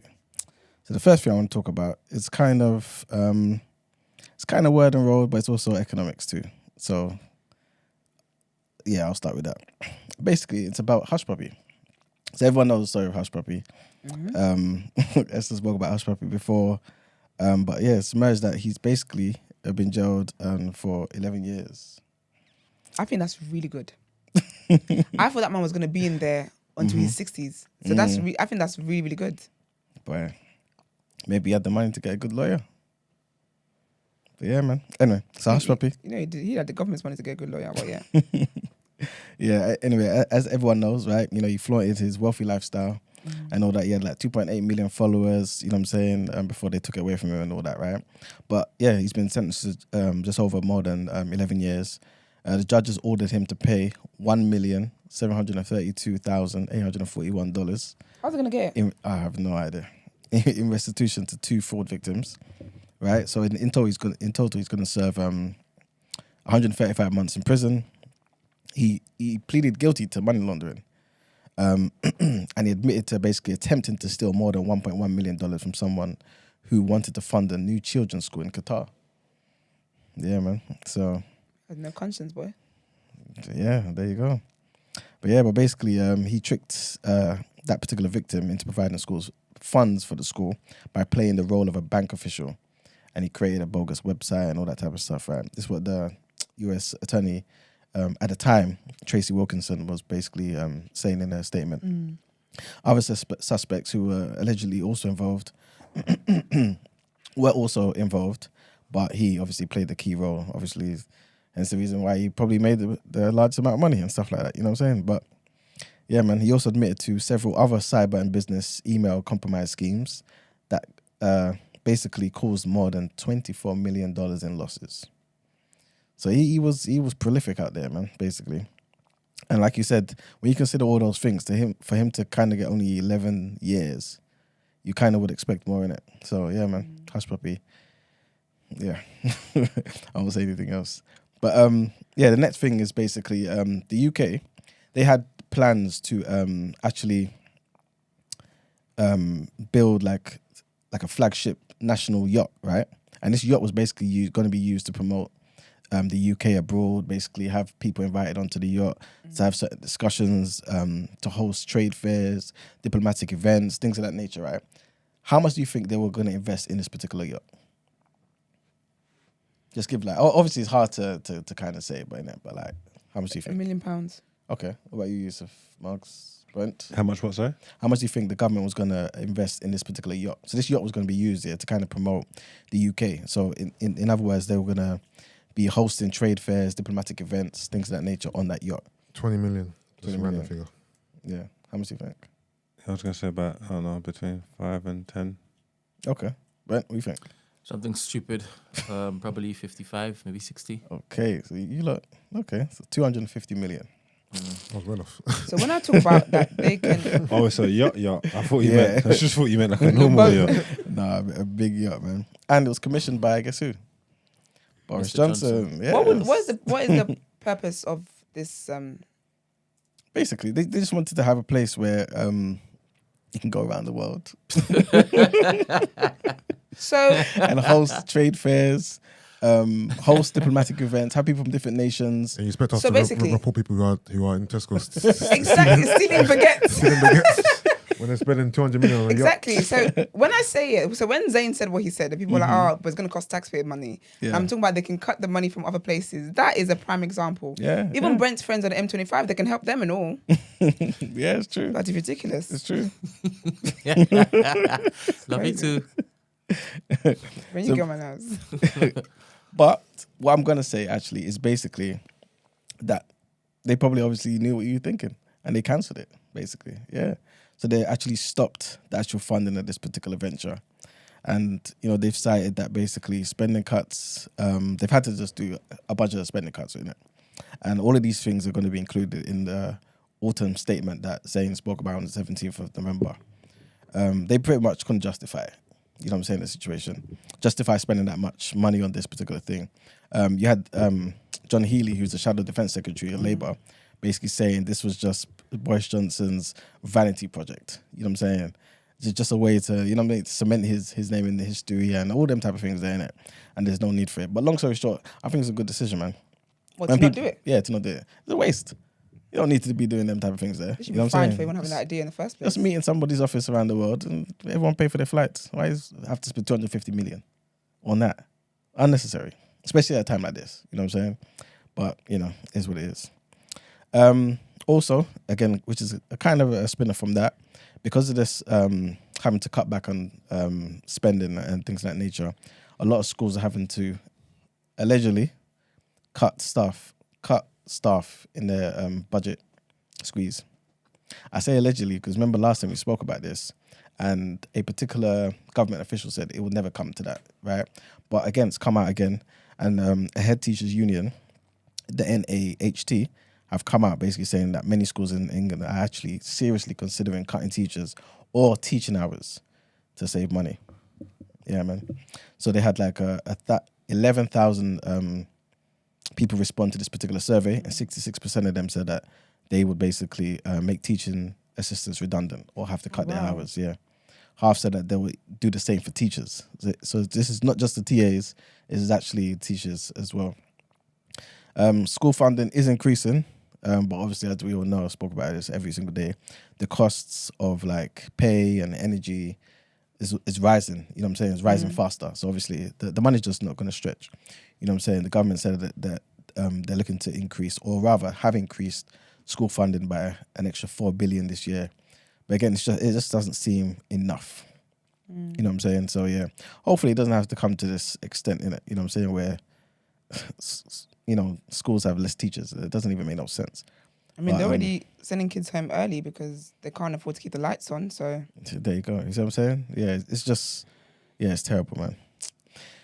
And the last thing I wanted to say is kind of something I touched on before when I was telling everybody to kind of expect their second installment of the cost of living payments that the government's basically helping people with. That £324 payment is due to basically hit your accounts any time between now and the 23rd of November. So again, people, if you qualify for this particular benefit, make sure that you speak to DWP, go to your job centres or whatever, if you haven't received the money between now and November 23rd. Also, just to remind people again about those people who are on the prepaid electric meters and stuff like that, the discount that every single person, every household in the country is entitled to, if you're on that, you will not receive it automatically. You have to basically, what's the word? Basically, you got to chase it up and make sure that you, what's the word? I don't know why the words escaped me. What's follow up on it? No, but you know when you proactive. No, it's such a basic word as well. It just left my brain. What's the definition of the word? It's like activate. I'll just use activate. You got to activate your voucher, basically. Yeah. Activate works perfectly as well. Yeah, but it was another word though. But anyway, yeah, you got to activate it. And basically, a lot of the time, as Mark said the other day as well, we don't look at our letters, man. So look in the back of your letter, the last page of that letter, there should be like a barcode, and that's what you need to use, right? So yeah, that's pretty much it for the People's Journal today, man. All right, nice. Well, let's get into asking for a friend.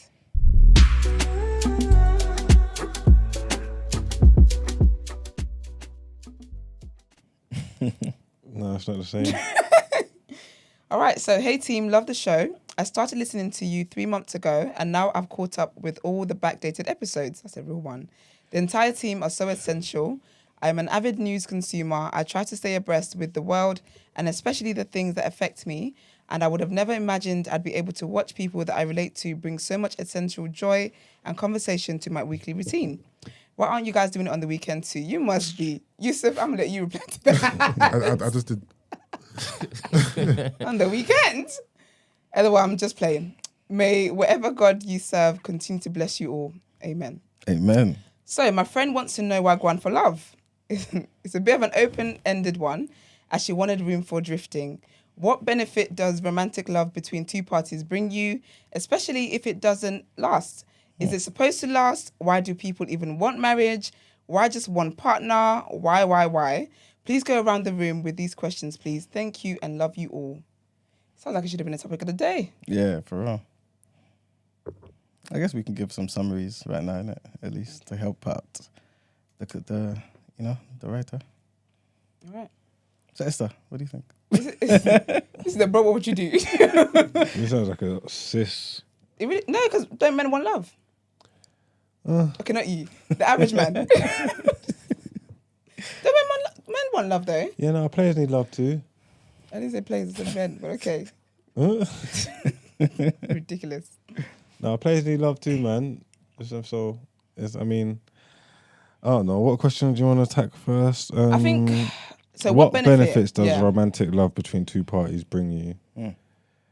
Companionship. Yeah, I would say companionship, partnership. People just looking for. Once you get to a certain age, people just looking for someone that they can die with. Yeah. You get me? Because no one wants to die alone. Yeah, I do think there's a difference between. I think you can have love from like friends, from family, from colleagues and whatever. But I do think romantic love is very different, and I would say that it's more. I think it's one of the should be divorce rates and stuff, but it's one of like the purest forms of love that I reckon you would experience, just the way it is. And I think the way human beings are programmed, I think a lot of people do, like if you're not obviously fighting some things that you're going against, what it is. But I think a lot of people, I think we've been created to love. And I think that even beyond friendships and relationships and familyships, I think that we also want that partnership with that one person, or if you believe in multiple, then that's you. But for me, in my household, I believe in the one love. Do you get me? So I think it's a human thing to want love. I think it's a human thing to just want someone that you connect with alone. Like for me, I value partnership a lot. So for me, when it comes to romantic love, I want someone who's like a partner. I want it to be a case where when I go out into the world and I do whatever I do, when I come home, like my home is it's my place anyway, but my home is my peace, but also that person as well. There's just something that coming back home to that person in an environment in which you love. I think it's a natural thing. I think it's a human thing. I think that's why people want it so much. Do you think it matters if it don't last forever? No, I don't think everything lasts forever. So you're happy just enjoying the love for whatever period of time that is, whether it be 2 years, 8 years, whatever it may be. Just enjoy it while you're in it. Yeah. Actually, yeah. I don't think everybody will be like the cliche thing people always say, but it's actually true. People are in your life for a reason, a season, or a lifetime. So sometimes people can come into your life and you love them or whatever, and that experience just teaches. I think we talked about this topic of the day recently, but that experience with that person is just to help you evolve, or to teach you, or just for you to just experience love in that particular time in your life. I don't think everything lasts forever, because people die as well. Do you get what I mean? So I don't think you're going to have everything forever. But I'm an advocate for enjoying things while you have them and embracing it, and then on to the next one. What other question was there?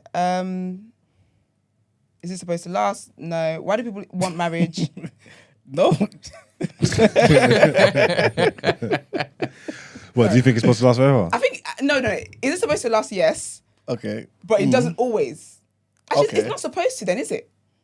If it doesn't always. Yeah, well, by the times it does. No, but it doesn't always. So it's not as it's supposed to. Well, It so will do you last think however it's meant to last. do you think a love is less strong because it's got a sell-by date? No. Because sometimes you don't even know the sell-by date. It just hits you out of nowhere, boy. No, because Mind the your business. intensity could be that much. You know what I'm saying? Where it's like a firework, and it just bang. But then obviously, look up again, it's gone. You know what I'm saying? So You wake up. you know what I'm saying? So yeah, I wouldn't judge it by the length of time. And I guess like you guys are saying, it depends on the people involved, man. And I really don't believe in the one shoe fits all. You know what I'm saying? So yeah, I feel like if you as the person involved feel as though that thing didn't last long enough, then it didn't last long enough. There's opportunity for you to go down your route as well if you want. Yeah. I don't know if you're going to pass it up or not. But Iman's route. Yeah. Nah, man. Do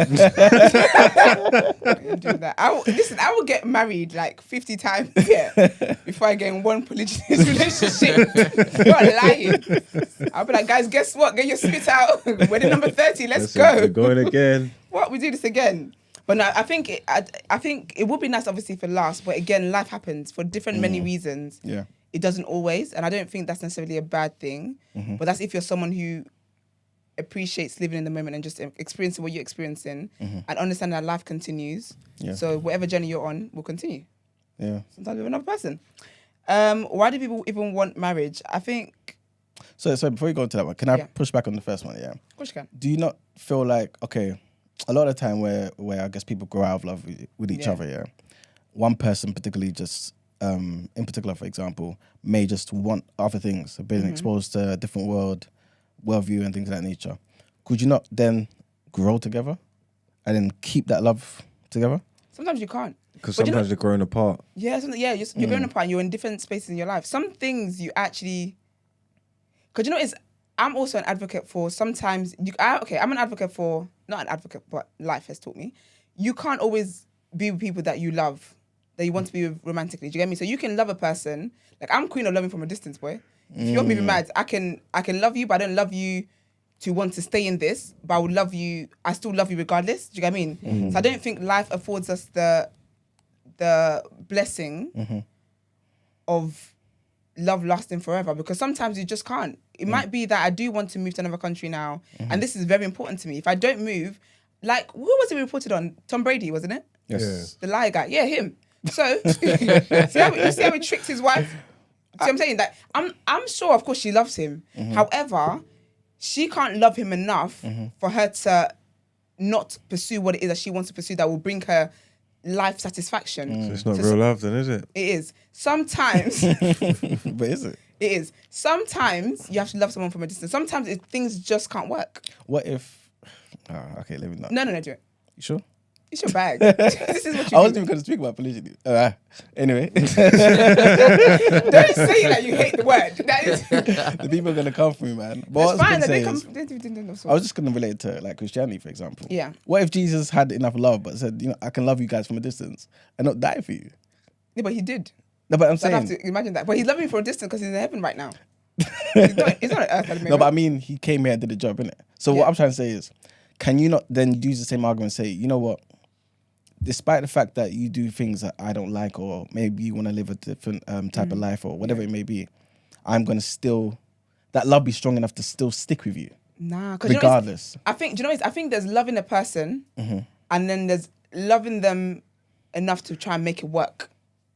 So I can love from a distance, but the thing is not like I still have love for that person. Yeah. However, this relationship was not working for me. It was killing me. Do you get what I mean? But again, me stepping away from this relationship doesn't mean I don't love you. And I just think with human beings, I just think everyone is on their own path.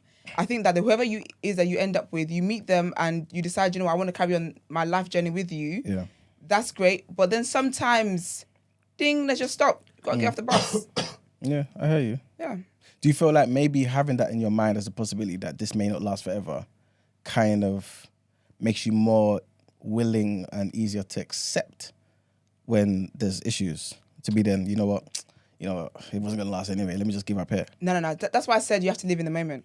So when I'm in something, I'm not thinking about when it ends. I can't, because then I feel like my self-sabotage, it's a whole thing that could happen. I believe in living in the moment. So while this person's in your life, enjoy them, give to them, take from them, do everything that you need to do to make this as beautiful as you can. Okay. And then when you get to the stop where it's like, okay, we can't carry on, it tends to creep up on you anyway. Your business comes out of nowhere. But when that point gets to, then you cross that bridge when you get to it. I don't believe in going into, me personally, I don't go into a situation knowing that this might end. I don't think that doesn't make sense for me and how I live. So your viewpoint, correct me if I'm wrong, is more like a coping mechanism, kind of, in the sense that you don't ever believe, when I'm in love with this person, this is going to end. But if it does, this is life. No, I'm a realistic person, so I'm Okay. aware that anything could come to an end. I'm Okay. aware of that. Okay, cool. But that doesn't lead my love. So when I'm building with you, I don't say I'm not gonna build too much. I'm not gonna get too attached because what people do. I'm not gonna get too attached because you might leave me tomorrow. I don't operate like that. If I'm loving you wholeheartedly, freely. If this ends, I'll live. Like I'm not, it's not gonna kill me. Do you get what I mean? So yeah. So I would say I'm realistic in that and think quite logically because I think the way I think is like I love love. I absolutely love the heck out of love. I love love. However, I do understand that it's not everybody you want to be with that you can be with. And I think the way life works, if it doesn't work out with a person, it's because they weren't the person for you. It's just that simple. It's sad, it hurts, but they just wasn't the person for you. And so the marathon continues, the journey continues. Okay. Yeah. Wow. Was there any other question? Did we answer all of it? Hold on. Did we? I don't think we answered any of it. I don't think we gave them anything. Love is a misconception of emotions, people. So never forget that. Take that with you. Or don't. You'll be alright if you don't take it with you. No, just meditate. think about that. These are control yourself, control your feelings, control your emotions. These chemical imbalances and all these things. You know what I'm saying? There is actually an interesting psychology behind love, though. Because I started listening to like a lot of psychology podcasts and stuff. Okay. And this one was talking about how with love, like the same parts of the brain that lights up when people are like take like drugs to make them feel good is the same part that lights up when you're in love with someone or when you love someone. It's very interesting. It was very, very interesting. Very interesting. But what else was there? Marriage. I think marriage is. Not everyone believes in marriage. Yeah. I think that was to do with your personal beliefs, morals, and what it is that you desire. I want marriage for security. Okay, so there you go. So this person's basically, I guess the person's not necessarily... Because where's the dilemma in here? They're just asking our opinions on love. Yeah, basically, yeah. And why do people even want marriage and why just one partner? Yeah. Why? But I want I want marriage because I believe the union of marriage is so beautiful. And I want God to bless my marriage and everything, my union. I believe one partner because that's all I can handle. And I don't want my partner out here. I can't share my partner. Like that, I can't share my partner. I'm not built for that life. Yeah. Do you guys have any answers to give? Everything you said, I share your sentiments. Yeah. Someone asked you to explain what you meant earlier, Mags. When? Love is a misconception of emotions or something like that. You say it's a misconception of emotions? No, whatever you said. Don't pretend like I am actually verbatim saying what you said. If you didn't say that, just let me know what you said and then explain it. I said love is a misconception of emotions. All right, okay. Explain. Yes. It's just all science and stuff, isn't it? Like, and obviously, like what you're saying, like when you have sex and stuff, it releases certain chemicals into the brain, all these pheromones, all these things. You know what I'm trying to say? Like you feel all these things when you have sex and when you're close to people and you build all those bonds. And all these, like I said, all these chemical reactions, all these things, what they're cultivating is a feeling within us, you know what I'm trying to say? And obviously we just don't know how to decipher what this feeling is. So like, then we just start talking about all this love stuff and boom, boom, boom. But it's very fleeting.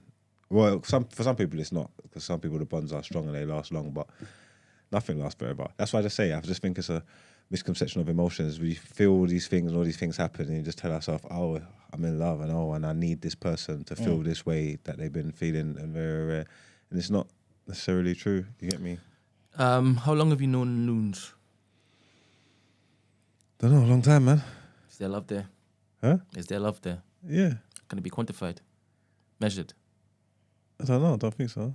But I think that's different because it's not romantic. Oh, no, you just made a statement, love is a misconception of emotions.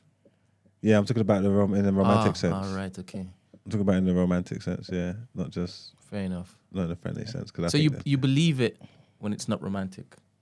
I believe what, love? Yeah.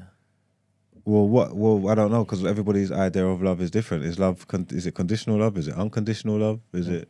like there's parameters. They're just different, isn't it? Like, it's not like a linear thing. So to say you believe in...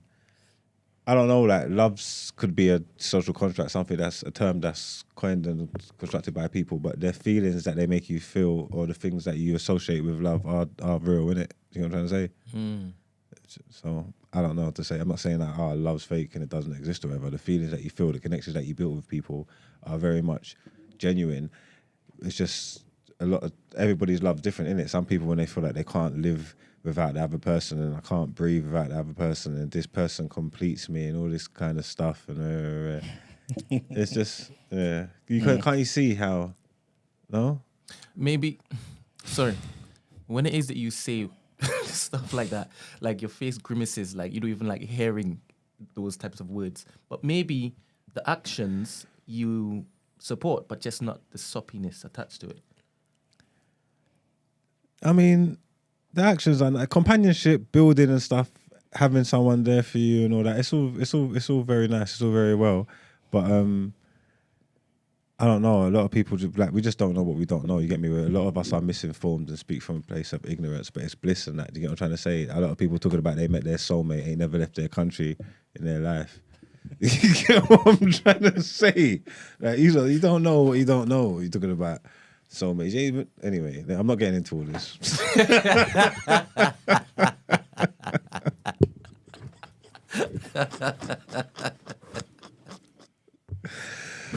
I said, man, never left their country. You know, they met their soulmate. Sure you did.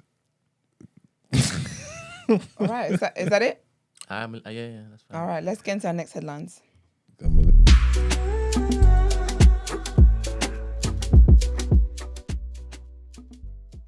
$3 billion in Bitcoin. So the US Department of Justice has revealed it seized $3.36 billion, which is basically 2.9 billion pounds, of Bitcoin last year, which was stolen from an infamous darknet website. The stash of 50,676 Bitcoin was found hidden on various devices in a hacker's home, in an underfloor safe, and inside a popcorn tin. James Jong has pleaded guilty to hacking the funds in 2012 from the illegal Silk Road marketplace. US authorities say that seizure is the second largest in history. The police raid at Mr. Zong's Georgia home was carried out a year ago, but only revealed now. It came at the same time as Bitcoin's value peaked. The seized funds would now be worth about $1.1 billion. But officers say they found the Bitcoin dotted around his home on hard drives and other storage devices in an underfloor safe and on a tiny computer hidden inside a popcorn tin in a bathroom closet. He went through a lot to hide this. Police say Mr. Zong was able to steal the funds from the Silk Road by exploiting a flaw in the website's payment system. In September 2012, he set up several accounts on the darknet marketplace and deposited a small amount of Bitcoin into his digital wallets.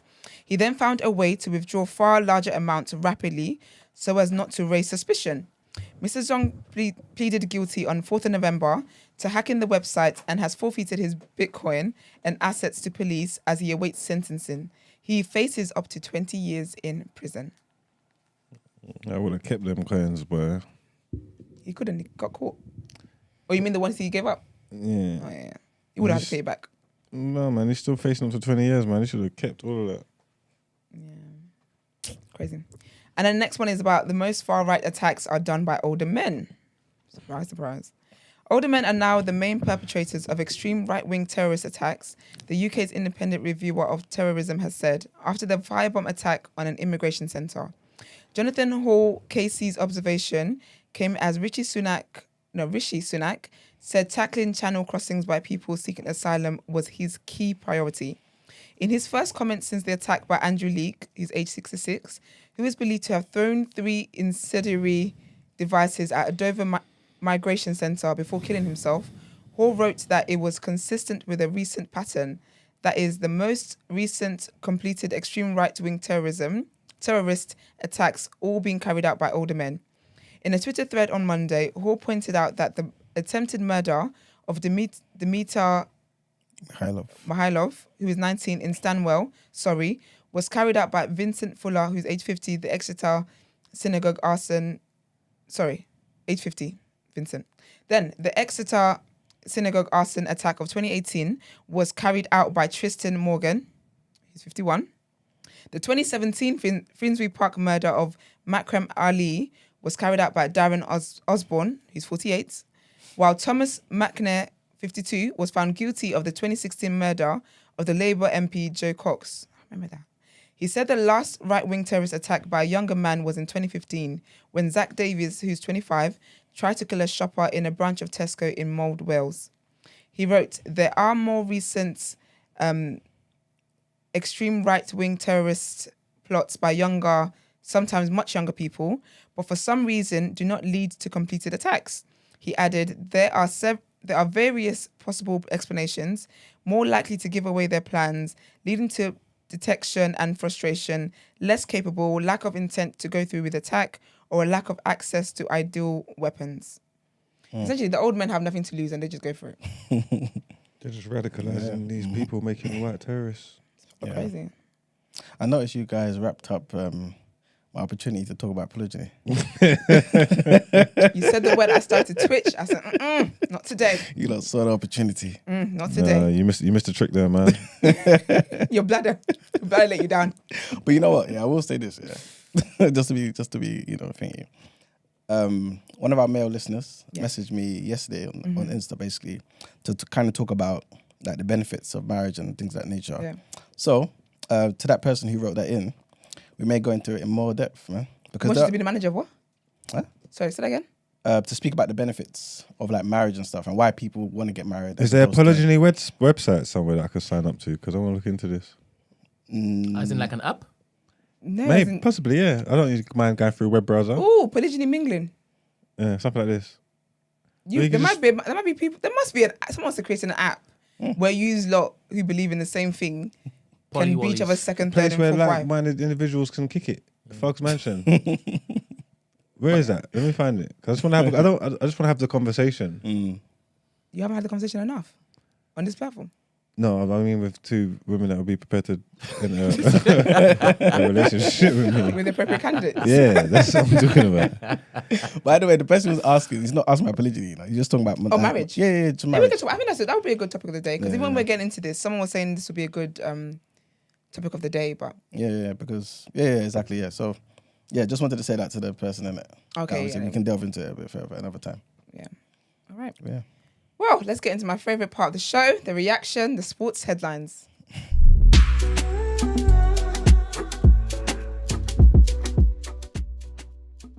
Well. We had a big day.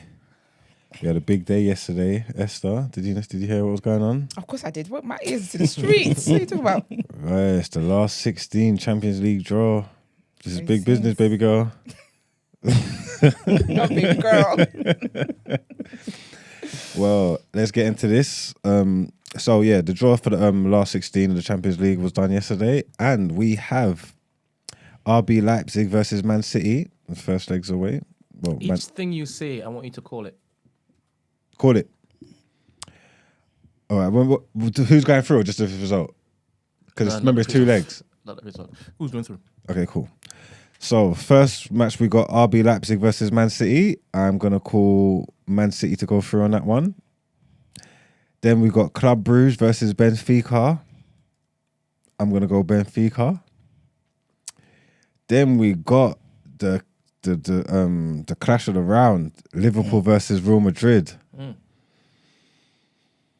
Liverpool ain't in a good place. It's gonna be after the World Cup. You know what? Just to be fair and to be in keeping with the season, I'm gonna have to go Real Madrid on this one. Sorry, boys. Then we've got AC Milan versus Tottenham Hotspurs. I'm gonna go AC. Same. Giroud, Rafael Varane, and them man. Spurs ain't been it. Again, it's because of the gap with the World Cup and all that. It's all weird, but anyway, we'll try. Then we've got Frankfurt versus Napoli. I'm going to go Napoli with that one. Napoli been dope. Dortmund versus Chelsea. For some reason, I think Chelsea gonna get through this, even though they haven't been very good recently. Then we've got Inter Milan versus Porto. I'm going to go Inter Milan. And then the PSG versus Bayern. I'm going to go PSG. Surprises people, I know, but I'm going to go PSG. You think PSG is a surprise? I think people would have Bayern as the favourites. Was it? That's surprising. I don't see that way. I think this is pretty Even. I couldn't call it, to be fair. But to say PSG are underdogs, I think, is incorrect. I think obviously I there's a think- lot I of think- talent in that I think PSG two team. I think the teams- Bayern team is probably a bit more better put together now. I think 2 teams can go in equally pegged. I think this is it. Okay, then we'll see how that goes, and then obviously, well, Europa League as well. Exciting stuff. Ooh. You don't care. It's an opportunity for a trophy, guys. No, I don't care because we're not even in it. We skipped this round, innit? Oh, you are through already. Yeah. Oh, because you finished top in it. Yeah. Yeah, see, and we would have finished top, but we got bumped. This is like, yeah. We got bumped because they give away a penalty that shouldn't have been a penalty, and we messed up on goal difference. So we got absolutely bumped. But obviously, funnily enough, so this is the Europa League playoff fixtures, basically, to get into the last bit. So the teams who finished second got to have playoffs against the teams that dropped out of the Champions League. Funnily enough, yeah, probably the biggest tie that Europe could have probably offered up, Champions League or Europa League, actually got served up to us. So Barcelona versus Manchester United. Not Champions League or Europa League. Yeah, of course. This is the Europa biggest. League. What? No, this is the biggest tie. This is the biggest serving that we could have got from European football, regardless No. of where it was. No. It's the 2 biggest teams. What? No. Let me look up. No. Yeah, Liverpool, Real Madrid was No. Real Madrid cutting it close. but- Bayern, PSG, Liverpool, and Real Madrid. No. Yeah. Barcelona, bro. These Yeah. teams are steeped in but- history, bro. Barcelona and Real Madrid, and We ain't Barcelona talking versus about- Manchester we ain't United talking is the about biggest. The heritage of Man United. We're talking about Man United He's the- this season. Allow it, man. I don't understand. Allow I it, don't allow understand it. what they're doing. You're- I'm just here you're to. talking I'm about just here to history. deliver the news. I ain't Listen to talking me. about, no, but you're talking about the heritage of United. And United being a big club. Okay, cool. And I'm history. just. This season, this is not a big tie. Well, I'm just saying not a the big tie this biggest season. tie Europe could have It's big gave names. us. It's big names. Fair enough. Well, but anyway, Yeah, the Europa League, yeah, ironically enough, gave us the biggest tie Names. of that, whatever the words of that round in Europe. Barcelona versus Manchester United. I believe it's going to be a draw. How can it be a draw? How can it be a draw? What? How can it be a draw? I don't know what's going to happen there. I'm just saying. Any predictions for that? I'm gonna predict Barca. You predict Barca, yeah? I'm predict Barca. Yeah. What about you? I think Barcelona can do it, you know. Hey, Where are they in the La Top. Liga? they're top now by 2 points, I think, because Real Madrid just lost on the weekend to one of them lowly teams that they played. I think they lost 3-2. So they missed the opportunity to go top. So I think Barca are top by 2 points. Mm. But yeah, so that's what they think. I don't know what's going to happen there. Then we've got Juventus versus Nantes. Is that how you say it? Nantes? Sorry, Marks. You're a committer. You commit to things. You make wild statements and takes. Please do this. This is your team.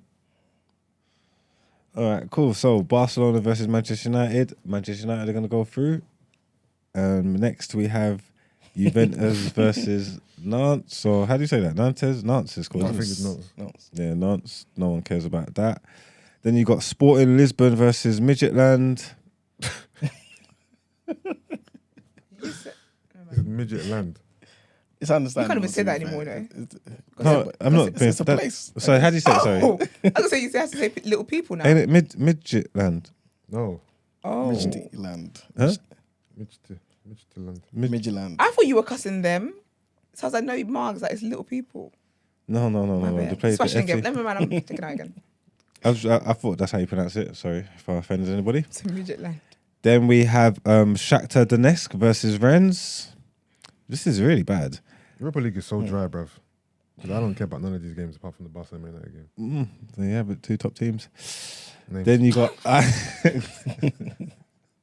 the thing is, yeah. So, do you see how shit this pool of games is? Yeah. So you're the best of a shit batch, basically. Oh, what can you do, man? What can you do? Then we have Ajax versus Union Berlin. Let's get through this fast, man. Bayern Leverkusen versus Monaco. Seville versus PSV Eindhoven. And RB Salzburg versus Roma. Anyone could win there. We don't have a horse in these races. We don't care. But obviously, the highlights of that week of football will obviously be Liverpool, Real Madrid, and Barcelona, Man United. So yeah, great day in the name of football. Okay, let's get into our next headline that we were supposed to talk about. There was a fight that happened over the weekend. We didn't get into it yesterday for whatever reason. Mark's being the reason. No. I must say for whatever reason, I can't remember what the Boy, reason you was. are the reason. I can't remember what the reason was, but I don't know these fighters. Dimitri Bivol. Yeah. Yes, he beat Ramirez in Abu Dhabi to retain his WBA belt. So, Dimitri Bivol put on an impressive display against challenger Gilberto Zurdo Ramirez on Saturday in Abu Dhabi to retain the WBA light heavyweight title. It took Bivol 3 rounds to feel out his larger opponent, with Ramirez appearing to win rounds 2 and 3, while the champion figured out an appropriate plan of attack. From the 4th round onward, it was all Bivol, as the 31-year-old stayed on the front foot and forced Ramirez to defend. The Mexican challenger, who entered the bout with an impressive 44-0 record, could not find a way to back Bivol into the ropes and go on the offensive, outside of limited spells. Instead, it was the champion who dictated the pace of the match and forced Ramirez to react, with Bivol picking out opportunities to land combinations that increased in frequency as the fight wore on. It was clear early on that it would take something special to unseat the champion, which did not happen as Bivol won by unanimous decision. Did you watch that? Yeah, I saw the highlights, you know. It was a good fight, but it was very one-sided, man. Yeah, Bivol's a serious boxer. Did it go the way you intended it to? Yeah, 100%. He's the guy that beat Canelo. Okay. Is it a good fight if it's one-sided? Because that means the person's getting their ass whooped. It depends. If it's one-sided and the other guy's just crap, then, you know what I mean? But sometimes you can tell the other guy's got skill, but just can't do anything. You know what I'm saying about it? Happens with Mayweather all the time. How is it? He's the one that gets his ass whooped, or he's No. He beats everyone. He's never lost. Yeah, man. So it was a good fight. Okay, then more sad news into the boxing world. It says boxer suffers a coma. So how do you say this name, sorry? No chance, you know. Gone with Eidos, man. Eidos Yerbosanuli. Oh, well, boxing star Eidos Yerbosanuli has been placed in an induced coma after suffering a bleed on the brain during his defeat by David Morrell Jr. Yerbosanuli was competing for the super middleweight world title against Morrell Jr. in Minneapolis as he faced the toughest challenge of his career. However, he was stopped in the final round of his contest after being floored twice in the final round and suffering repeated damage from brutal shots. Yerbosanuli received immediate medical attention in the ring before being taken to hospital. The medical staff at the facility elected to place the Kazakh fighter into a medically induced coma as a result of a bleed on the brain, and he remained hospitalized on Sunday night. Sad news. Yeah, very sad, man. But you can't play with boxing, man. Yeah. Even though a lot of these YouTubers are doing that now. Oh, that But, cool. you know, get hit wrong and you could be done, man. I'm Well- telling my uncles, actually. Is it? Yeah, he used to box and he had a bleed in the brain. Oh, wow. Hospital for time. It's crazy, man. Dangerous stuff. Yep. But we wish him all the best. And then our third and final story, we have an update on Kyrie Irving. Not sure if you've been aware, but Kyrie Irving has been in more trouble again. He's in the hot water again. He's been suspended from playing basketball. Yeah. Oh, no, I didn't know that. Yeah, Yeah. that's been reported already. Yeah, No, but it's what you... Yeah, sorry. I don't know, for some I was reason... just giving her some. Oh, I didn't know what. Yeah, he was catching me up. But for some reason, I heard he can't play anymore. I was like, damn, they really got him out of here, but I don't know. No, he's just been suspended. I think he'll be back. But okay. game ban, I believe it. Well, let's get into this Kyrie Irving update. So, Nike has suspended his sponsorship deal with an American basketball star and cancelled his next branded shoe release after he shared anti-Semitic material on social media. The sportswear giant announced the move following Kyrie Irving being banned for at least 5 games by his team, the Brooklyn Nets, over the controversy. The club said it was dismayed at his repeated failure to unequivocally say he has no anti-Semitic beliefs, adding that he is currently unfit to be associated with the Brooklyn Nets. Irving subsequently issued a belated apology in which he said he was deeply sorry and took full responsibility for my actions, having initially defended retweeting a link to a film, which includes Holocaust denial and conspiracy theories about Jews. Marks, the general manager, said Irving's apology was a step in the right direction, but certainly not enough. It's not clear if Irving will agree to meet with Jewish leaders or fulfill other mandates from the team. He has not spoken publicly since his apology. The 30-year-old signed with Nike in 2011 and has had a signature shoe line with the Oregon-based company since 2014, with the endorsement deal set to earn him £11 million a year. The Kyrie 8 trainer was expected to be released next week, but has now been pulled. Nike said in a statement, "At Nike, we believe there is no place for hate speech and we condemn any form of anti-Semitism. To that end, we've made the decision to suspend our relationship with Kyrie Irving effective immediately and will no longer launch the Kyrie 8. We are deeply saddened and disappointed by the situation and its impact on everyone."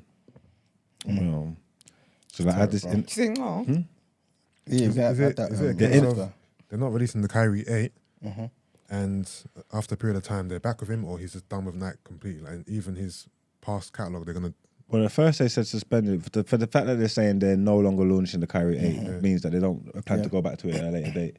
So if you cancel the launch of the shoe, then that's, I But guess what I that's mean it. is he being dropped in. So all the other Kyries, those are going to be discontinued. Is it complete? I don't know whether they'll discontinue them because it's a good shoe. It's a big selling shoe. So I don't know whether they'll discontinue them. But moving forward, I don't know whether he does stuff, whether they can reconcile it or whatever. I'm not sure. I'm not sure how this looks, but the fact that they're saying that they're no longer launching the 8 and never even, not like saying that they're delaying it or anything. They just said they're just not launching it anymore. It seems hard to come back from that, innit? So a question for Yusuf. Someone asked, are players always suspended without pay, or can they sometimes be suspended and still be paid? Sometimes they're suspended with pay. Yeah, both. Is he suspended without pay? Yeah, he's suspended. These 5 games are without pay. Yeah, Yeah. without pay. Yeah. Yikes. So just in addition, let's add this. So the Brooklyn Nets have informed the suspended star of the 6 action items he must complete in order to return to the franchise in the wake of the controversy from him posting a movie link with anti-Semitic material. Remember, he hasn't said a word either. He didn't speak or say anything. He just retweeted something. This is mad. I have a question after all of this. Well, those steps are as follows, according to sources with direct knowledge. 1, he has to issue an apology for posting a link to a movie on October 27 that condemn the harmful and false content and make clear that he does not have any anti-Jewish beliefs. Then 2, he has to complete the anti-hate course that the Nets and the Anti-Defamation League agreed upon in their joint release, including the $500,000 donation towards causes and organisations that work to eradicate hate and intolerance of the communities. And I heard somewhere that they refused to accept that money as well. Yeah. They rejected did. Yeah, they rejected it, which is crazy.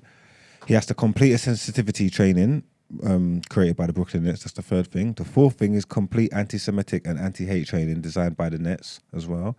And then 5th, he has to meet with representatives from the Anti-Defamation League as well as the Jewish community leaders in Brooklyn.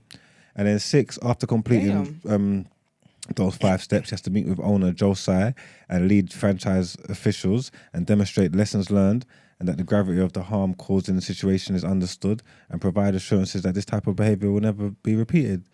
Yeah, what do you think, guys? Very, Boy. very intense 6-step program he's got to do. Yeah, it's ridiculous. Did he actually watch this film? We're not I sure. don't know. Yeah, we don't know. We don't All he know. did was post it. He just retweeted it. Because I'm thinking if he didn't watch it and he just posted it, he's an egg for that.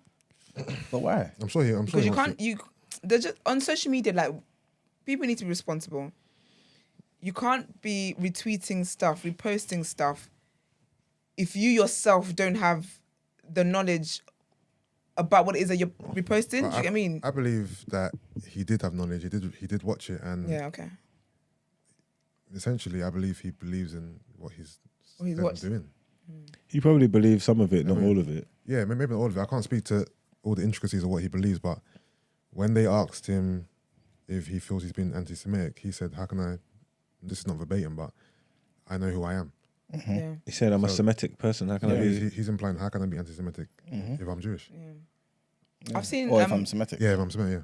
I've seen tweets from people who watched it and they were like, there wasn't anything in there that was actually anti-Jew. Wait. That's not true. In there parts of that film where it says the Holocaust didn't happen and all that. What I said was, I have seen tweets by people. I did not say I watched it or I will be watching or I care to watch it. I'm just reporting the word that's on my road. That's what I'm saying. Fair enough. Because the wait was a bit like, Obviously, I get that he's got a big platform. He's got millions and millions of followers, and he's influential and stuff like that. I just don't get how they can vilify him, acting like he's said anything or he's done anything. And it's not even that, because obviously he's got to take responsibility for his actions. He posted what he's saying. He should have watched it to know what was in there and that. Yeah. It's just the reaction that's gone onto it, like what they're doing in the media. You know what I'm trying to say? Like the things that they're saying, they're getting like other sports athletes and have to come at him, condemn him. Then they're getting Jewish people to go on them sports shows and give their testimony to what he done about how they're feeling and how they've been horrified and fearing for their life and all this stuff. And it's like, my man never said a word, you know. Like, my man never said a thing. Like, he's all talking about he's doing all this stuff. He hadn't to do anything. He just posted it. So even if it is out of ignorance or whatever it may be, like, I'm sure there's a teaching moment in there. Like, a few that should just like instead of just vilifying him like that. You know what I'm trying to say? Like, if there's a conversation that you don't want to have the conversations. Like, I don't understand why you're just vilifying him and making out like he's the most horrible person in the world. I really just think people need to, anyone who's online, especially when you've got a big following and stuff like that, people need to understand the responsibility comes with. It's not all for vibes and whatever. I don't think that there are consequences to things. I think more people need to understand that. I hear you. I think that's for me, when I look at the situation, I just think that's really it. You have a platform, use your platform, like, just understand that there's consequence to whatever it is that you put out there. I can tweet something, but you have a bigger platform than me. People are going to read into that a lot more. People are not going to notice my little tweets. Do you get what I mean? And I think once people start understanding that and walking in that light, a lot of things can be avoided. But in my opinion. All right, this is my thing, yeah. Would they feel the same way if he retweeted an article in a newspaper that spoke about another group in a derogatory way? It would depend on the group. It could be black people. But black people, again, we've had this conversation many times. We don't have that one voice, let's call bullshit out, let's call disrespect out. We don't do that. Instead, we do a come one, come all. So if we could do that. I think it means the NBA. Yeah, would the NBA come out and do that? What's the guy's name? Adam Silver. Yeah. Would he come out and do that? Would this Marks guy come out and do that? If he retweeted something that was that had some bad information about black people in there. Who's the NBA owned by? Black people. But I feel like the answer I gave. The answer I gave still stands, because black people, if black people in society, we carried ourselves as people like, you're not saying the N-word, you cannot disrespect us, you cannot do this, you cannot do that. That will show in every establishment, but we don't. I hear what you're saying, but I guess what you're saying is kind of putting the onus back on black people. If you're NBA, you're not coming out to say we are Jewish NBA. You're not saying we're NBA for the Jews. We're saying NBA, there's a certain moral guide for all people. That's what you should be saying, right? Because all people work under your establishment. If, like I was saying, Kyrie or any other person put something out or said something on the news or whatever it may, in fact, let me not even go that far. Just retweeted an article, a book, a film that we can go to the cinema and watch. Anything like this, yeah? Didn't say anything, just retweeted it. And it's got something derogatory in there about black people. I don't know, for example, yeah?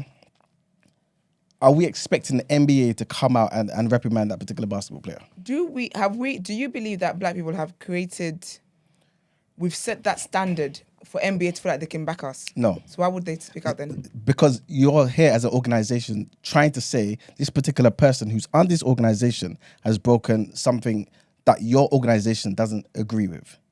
Do you agree with a particular film, a book or whatever speaking derogatory about black people?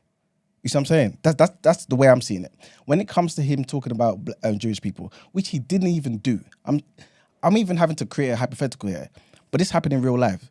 The guy just retweeted a film or a book. The details matter, Emmanuel. Do you think... Focus on the details. What's the details that I'm missing? In that video that he retweeted without any other explanation, there are anti-Semitic statements in there. Yes, there's this anti-black statements in film and all walks of life. And Focus on what we're talking about right now. Yes, but it's the same principle. What you're suggesting is that he's being treated unfairly, yes? Yes. And you are not focusing on why it is that he's actually being reprimanded. It wasn't just because you retweeted it. It's what was in the video that was offensive. Yeah, and they're not offended by his retweet, Brent. I know this. They're offended by what's in the bloody film, right? But I'm still saying because I guess maybe we don't have a situation where somebody has retweeted something that's derogatory to white people, or to black people or whatever, right? So maybe we can't imagine. But I'm pretty sure that if everybody in here was to ask the question, Kanye, but But you know what it is? I think Kanye. with your example, obviously, I think the better question would be if a white player retweeted racist rhetoric, would the NBA reprimand him in the same way Kyrie's been reprimanded? I mean, they Because would. the NBA wouldn't reprimand a black person for spreading falsehoods about black people, but they might a white person. Actually.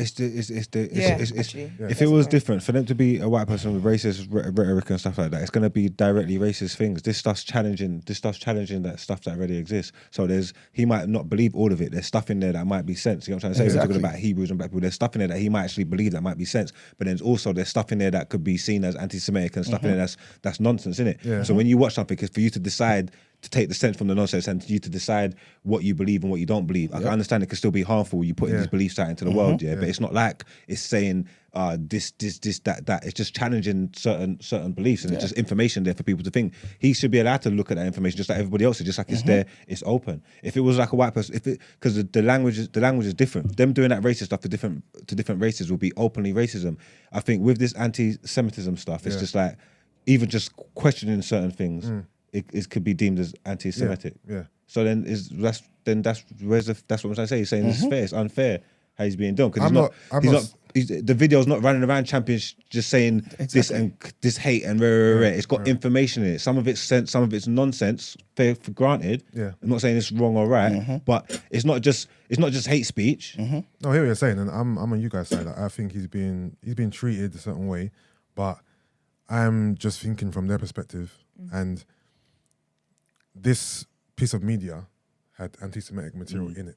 From their perspective, the thing is, why would they care? It's like what Brett's saying. They're the ones, like, it's not about policing everybody. You said what you said, and it affects me and my religion, and this is how I feel. That's it. And Exactly. I'm going to deal with it. You know what I'm trying to say? And tell the truth that that's what it's You have about. to bear in mind that he has agreements and contracts with a lot of businesses that care about this stuff.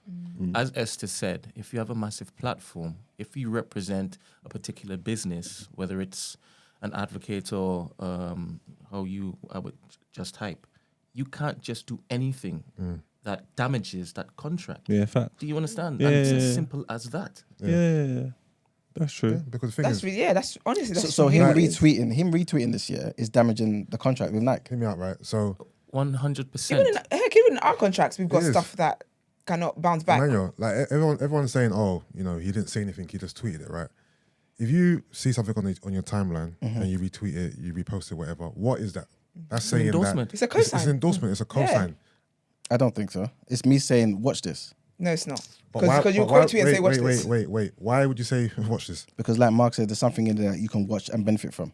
But why are you making that? Why are you making that recommendation to him to watch it? Because like I said, there's information in there that can benefit you. I know, Eman, that's an endorsement. Yeah. It's not an endorsement. It's an It is. endorsement. Well, a You're saying, retweet's watch an this. endorsement. It's not an endorsement. Based on what he just said, right? If he retweets something, 100%. He's He saying says, watch okay, this. that's an endorsement. Well then I'm it's not an saying you had it endorsement seen. of It's the not an endorsement. You can see because the argument is whether he promoted it, yeah. Exactly. Whether he promoted it or not, and you can argue that he promoted it because he's got a big platform, that yeah. It's not an endorsement. It's about perception, Max. that's No, an you endorsement. could, it could be Max, perceived as it's that. about You can perception. so you can argue it. It's still that means you can still the argue fact it. that you can argue it means there's room to perceive it the wrong way. So then if they perceive the wrong way, then they're wrong. It's But not an there's endorsement. There's more expectation of you if it is you have a big platform. So when people retweet someone's album, and most of the album is about killing black people and messing up black communities, sending them drugs, is that an endorsement as well? Are they endorsing? Are they endorsing it too? You Exactly. know, You there's just focus on nuances this. to these situations. What do you Focus mean? on I'm just this. asking you a question. now, Are they please focus. endorsing You killing know- of black people you as well? When they know there's promote the nuances, album, Marks. when that white If that- person promotes that rap album that they love so much, are they endorsing the killing of black If people? the album Yes or is no? called You're "Kill changing Every the Black conversation. Man," No, I'm and not you changing the retweet it, question. then yes. You're changing the Kill conversation. every black man? I'm saying if the album is called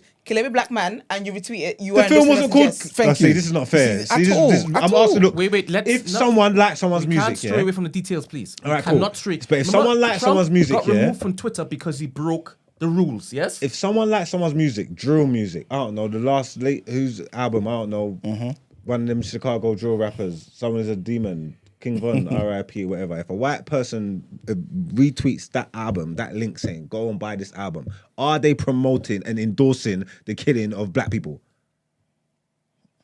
Sorry, I'll answer your question and we can get back to the question we're actually talking about. Okay, go on then.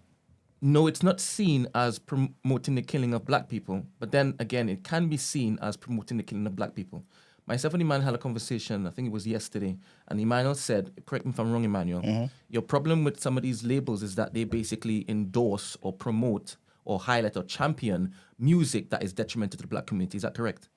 What's the first word you said? What's the first word? I use You say several promote. different synonyms. You say promote. Yeah.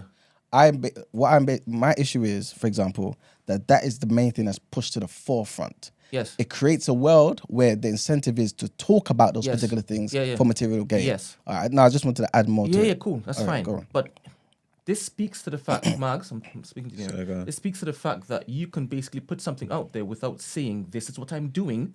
And as a subtext, this is what is perceived to be done. Because Emmanuel is seen at these record labels promoting all of these little this, that, the next, whatever, with all this shoot 'em up music is detrimental to black society in general, right? But yet some people will be like, what are you talking about? For example, do you believe that?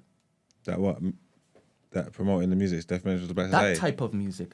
He wants them to only promote, well, majorly promote and back conscious music. No, just make it free. When don't. you say no, Yeah. is that not what we were talking about? I am not telling I people. No. specifically asked you, what, do you want them just to be doing gospel and stuff? Can you remember asking you this? And you think I would have said yes to gospel?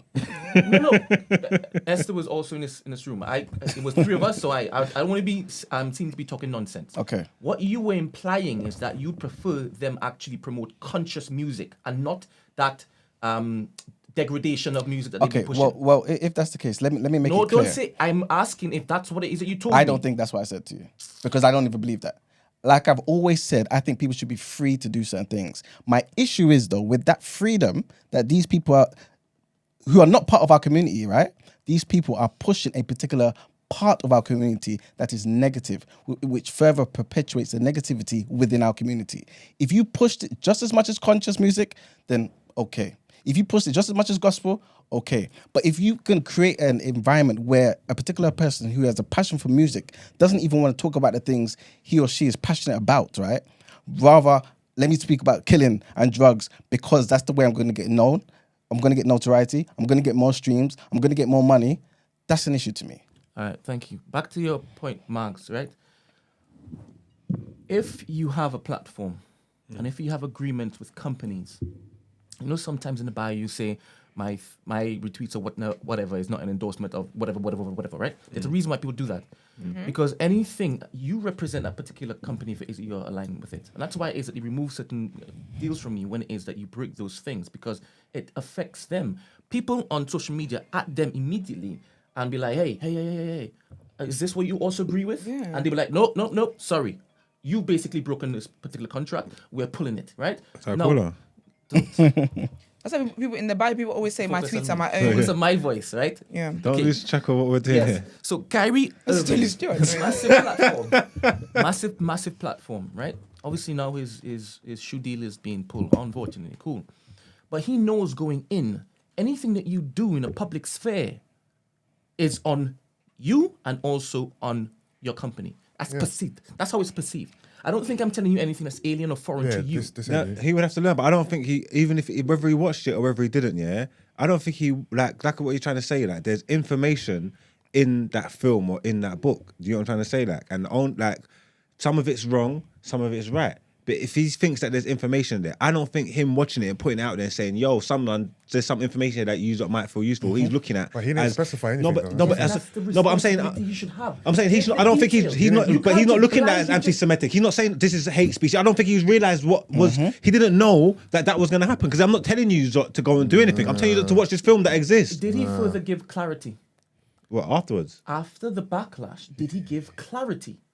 he On, said, on the things, specific things he didn't know. And again, this is also another opportunity to correct the wrong. But and he yet also you didn't. came out and said, "Fine, I take all responsibility. I understand that you guys are upset, this, that, and the third. I take all responsibility. You know, he was very specific in apologizing for these lies that were not lies, misconceptions or whatever that was in the video. Yes. And then he said at the end, "But I know who I am." Yeah, no, but you're talking about the most recent thing. I'm Prior aware to of that. what I'm talking about timeline here. At some point in time, he did give detail because he realized, oh my goodness, I've done something wrong. Yes. He didn't realize it. He got forced to do that. He had no choice. Maya, do you think he was forced to basically apologize, or do you think he was sincere in what he was doing? I think both. Can be true. Exactly. I follow Kyrie. I follow Kyrie, and I know for a fact there was a war council in that man's yard, and they're saying, "Listen, you need to apologize now. This is all coming down." He ain't trying to. He don't care about all that. Can I ask a question, I don't please? disagree with that. I don't disagree that he had people in his ears, 100%. But I do believe that his apology was sincere. I believe that he wanted. If he people, felt, wait a minute, let me finish. The same video that you said has certain truths and certain falsehoods in it, right? You said that, and you said he's put it out for people to basically make their own mind up. Cool. In him putting this letter out, he's also said, "I am not backing down from what it is I believe in, which is the whole black people are the original Israelites or the Jews or whatever, right?" But this part here, the denial of the Holocaust, all these Jewish people are dead. I do not agree with this, and I apologize for putting that in. That's how I see it. Yeah. But in doing that, brother, you could have done that in the beginning. Yeah. He could have. I think the stance that he wanted to take was, Well, I'm not finish, playing into you lot's crap. You lot trying to call me an anti-Semite. And I'm not apologizing because I'm not anti-Semitic. I haven't said any of this You can stuff. still get that off afterwards. Let me just finish. Let them answer. You're being unfair. Let them answer. Take the call. You're being unfair, you know. You're being unfair to our viewers, bro. What's going on? No, you find the rights for the people. He hates that because he wants to land. No, I don't mind. I don't mind. Hello, good morning. Good morning. Morning. Okay. Good morning. Can you hear us? Hello. I guess not. All right. I did say try on WhatsApp, so. Yeah, they've called on WhatsApp, but I don't know if it is that they're on a Bluetooth or whatever, but they have to change to that. We can't hear you. All right. So he, in my opinion, he's forced Nike's hand. He's forced any other company or organization that he is basically representing in the public sphere. He's forced their hand because after that, brother, they can't do anything but to act. He chose this. He used his own agency to do this, especially knowing full well this entire thing about Kanye and the Sinex was everywhere. He had his eyes wide open, and yet he still did that without any detail attached to it. Nah. I mean, again, I understand you guys' position in it, but like I agree with what Margs is saying. I believe, firstly, the whole thing is disgusting. I think they're treating him like a slave. If I'm being honest with you, like especially with this 6-point bollocks, right, that they're putting here, telling him, "Oh, this is ridiculous." Look, my thing is, yes, there's certain things in that particular thing that's not, that's anti-Semitic or whatever it may be, right? But to act as though he endorses those particular things, to me, is disingenuous. Yes, he could have clarified. Fine. He didn't. But he said, I take responsibility. He's saying, okay, there's something here that I've done, right? I don't agree that I'm anti-Semitic, like Marx is saying, but I can see there's something here that I've done. I take full responsibility. This is what he's saying. In addition to that, he's also saying, guys, when it comes to my type of struggle that affects my people, I hope you guys have the same energy. Because he said all of this, right? If we want to add more detail to this, right? Because he said all of this is when they've come back to him and basically forced him to make an apology. He's made an apology now. That apology is not enough. What else do you want? Then you come back with the 6-point bloody program to try and before you can come into the team. When you I don't say it's not enough, you mean for the companies in which it is that he's aligned with? No, for the NBA, for his team. But I don't know if it's finished. I think he's going to be allowed back in. No, but they've said no. This What are they saying? No, they're saying that he has to complete the 6 actions before he returns to the franchise. Sorry, do you have a problem with the 6 actions? Yeah, I think they're excessive. All right, run through them quickly. Because again. the issue, I'll tell you why. Because the issue was. No, I just need to know what. Yeah, I'm going to tell you in a minute. Right. The issue is you told me you want an apology, right? I told you I take full responsibility. Fine. You said, no, I want it clear. Say the word sorry. Now you're policing my words, by the way, yeah? You're telling me say sorry and apologize. I use both of them damn words, right? Cool. Now you're telling me, no, you know what? That's not enough. Here's 6 things you must do You know what it before is? you I return think to the it's team. Because when they asked him point blank period, are Yeah. you anti-Semitic? He didn't say no. He did. He said he was No, anti-Semitic. he didn't say He said, no. "I'm not He said, anti-Semitic." "How can I He be?" said, "How can I be?" Like, So he why did. is Exactly, but, He yeah, did but then. No, you he just didn't. said he didn't say no, point he blank. didn't. No, he didn't say the word no. He just said, "Can't He remember answered the verbatim." question with a It was question. it was more so, "I know who I am." That's No, what but he he said, how It was can I more be? saying How can I that be? you No, just but no. saying your question is Yeah, stupid. but- It's But you guys are- impossible. you So guys it are wasn't agreeing no. It with wasn't you. no. No, exactly. He might not have said there was no, Exactly. but it wasn't no. No, So- but He just so- asked you a question. He said exactly. he did. Exactly. He did. He said no. So to them, that wasn't a good enough apology because he didn't say No. no. But that's the point I'm saying. It's Lisa. like I'm when you're saying, arguing with someone and you ask them something and they just come back with So with a it is question. unnecessary because I post not one answering thing, like what we're saying. point I don't blank. care about what all this stuff. I post one thing. Now you're telling me. Now I've got to listen to you lot talk about fear and hate and your kids' for safety in the thing because of stuff that I said. So I move like I'm a hateful person. I'm anti-Semitic. I'm doing hate speech. Now I've got to do sensitivity training and I've got to do all this stupid. You are forcing all this dumb narrative on me and I've got to do all this stupidness. And Allow it, man. I agree with Allow it. your, like, you feel, well, you seem very, very perturbed with this particular thing, right? Now, I haven't worked in like these office spaces before, so I've only heard from people who have that there are certain procedures you know how to follow if either you've done something that infringes on the rules. Yeah. And Actually, it's training. what you just said, Is all of it's that. the same thing. It is Brett, that. let me tell you why it's not, yeah? Because your company doesn't necessarily go and say to you, you know what, you said something that was a bit racist to white people. Go and speak to this external white organization and speak to them. Let them take you to their museums and look around Yeah, but and get better training. They don't do that. You know what I'm saying? But the external companies are not involved with that place of work. This is different because this ADL is external not companies. ADL is not associated with MBA. Do you know that for a fact? Or is that For one of your 100% fact. Is that one of your a facts? trillion% fact. You know why? Because they involved themselves with Nick Cannon. Nick Cannon don't dribble no basketball. Wait, are you Well, how do saying... you know that you don't, Wait, you don't know that though? You I can't- I don't know what. Unless they Wait put a minute. their records publicly, That what? you actually can't say that they're not involved somehow in this space of business. Wait, You're just saying Emmanuel, you are... percent fact. I'm not saying that you are saying this, but Okay. there is a rumor going around that certain people believe that certain individuals from a particular community own banks and stuff, right? So they're money men, yes? All right. All right. And reminds me of also the Kanye video. this ADL is, again, I guess it's another... Anti-Defamation League. Yeah. Yeah. What? Anti-Defamation Yeah, League. yeah, but is it just for all It's for Jewish people. All right, cool. So we also know and we believe Okay. this rumor Okay. that certain individuals stay on code. Yes? Okay. Yeah. I'm following you, Brent. Yeah. So if they are a small percentage of society, especially in this particular country in which it is, people are actively looking to basically remove them from existence. Them stealing code. Sorry, Brent. Please go back. That's one step. So repeat that for me, please.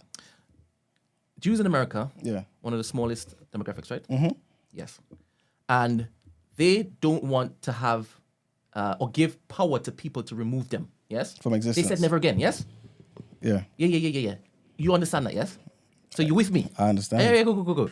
So they've decided to say, let's stay on code with whatever businesses that we run. Yes. Let's all stay on code. Yeah. Yeah?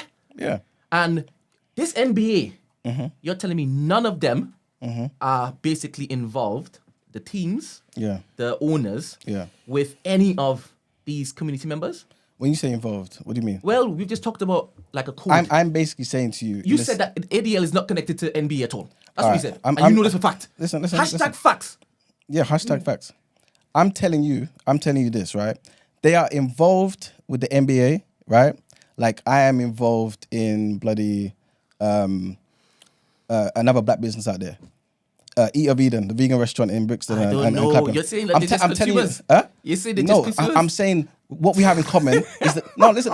I'm saying to you, what we have in common is the fact that I'm black and they're black and I care about their plight. And my organization is to make sure that people like us do not get mistreated, disenfranchised, or whatever it may be in different walks of life. The ADL, what I'm saying to you, is not linked to anything to do with just basketball. That's what I'm trying to say to you. It's like a civil It's rights civil movement for rights Jewish thing. people. It's not for Exactly. sports. So they come But out. did I ever say it's just sports? No, but that's You what said is it I'm- linked to the NBA? But the thing He is, what's said ADL is not linked to the NBA at all. That's what I'm saying to you.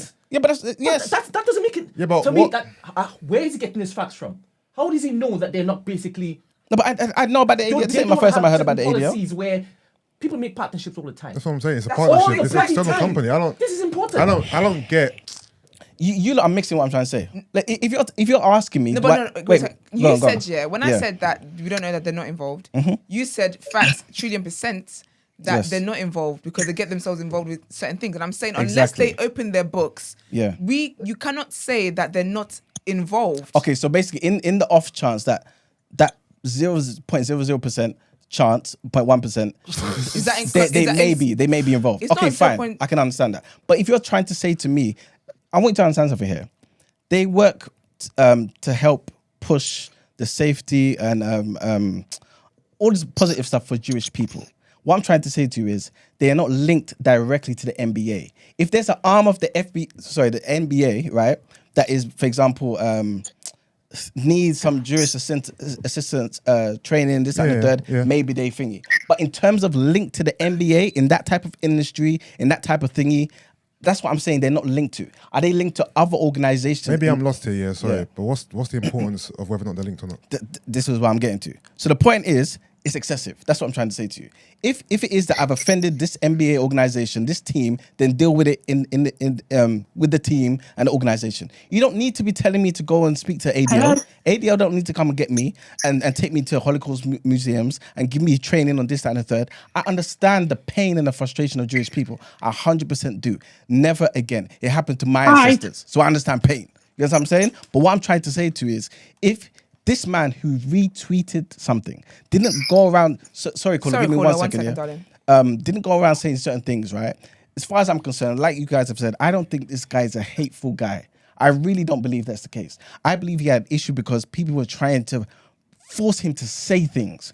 And so he said, I've come out, I take responsibility. Fine, you guys are now talking about ruining his career.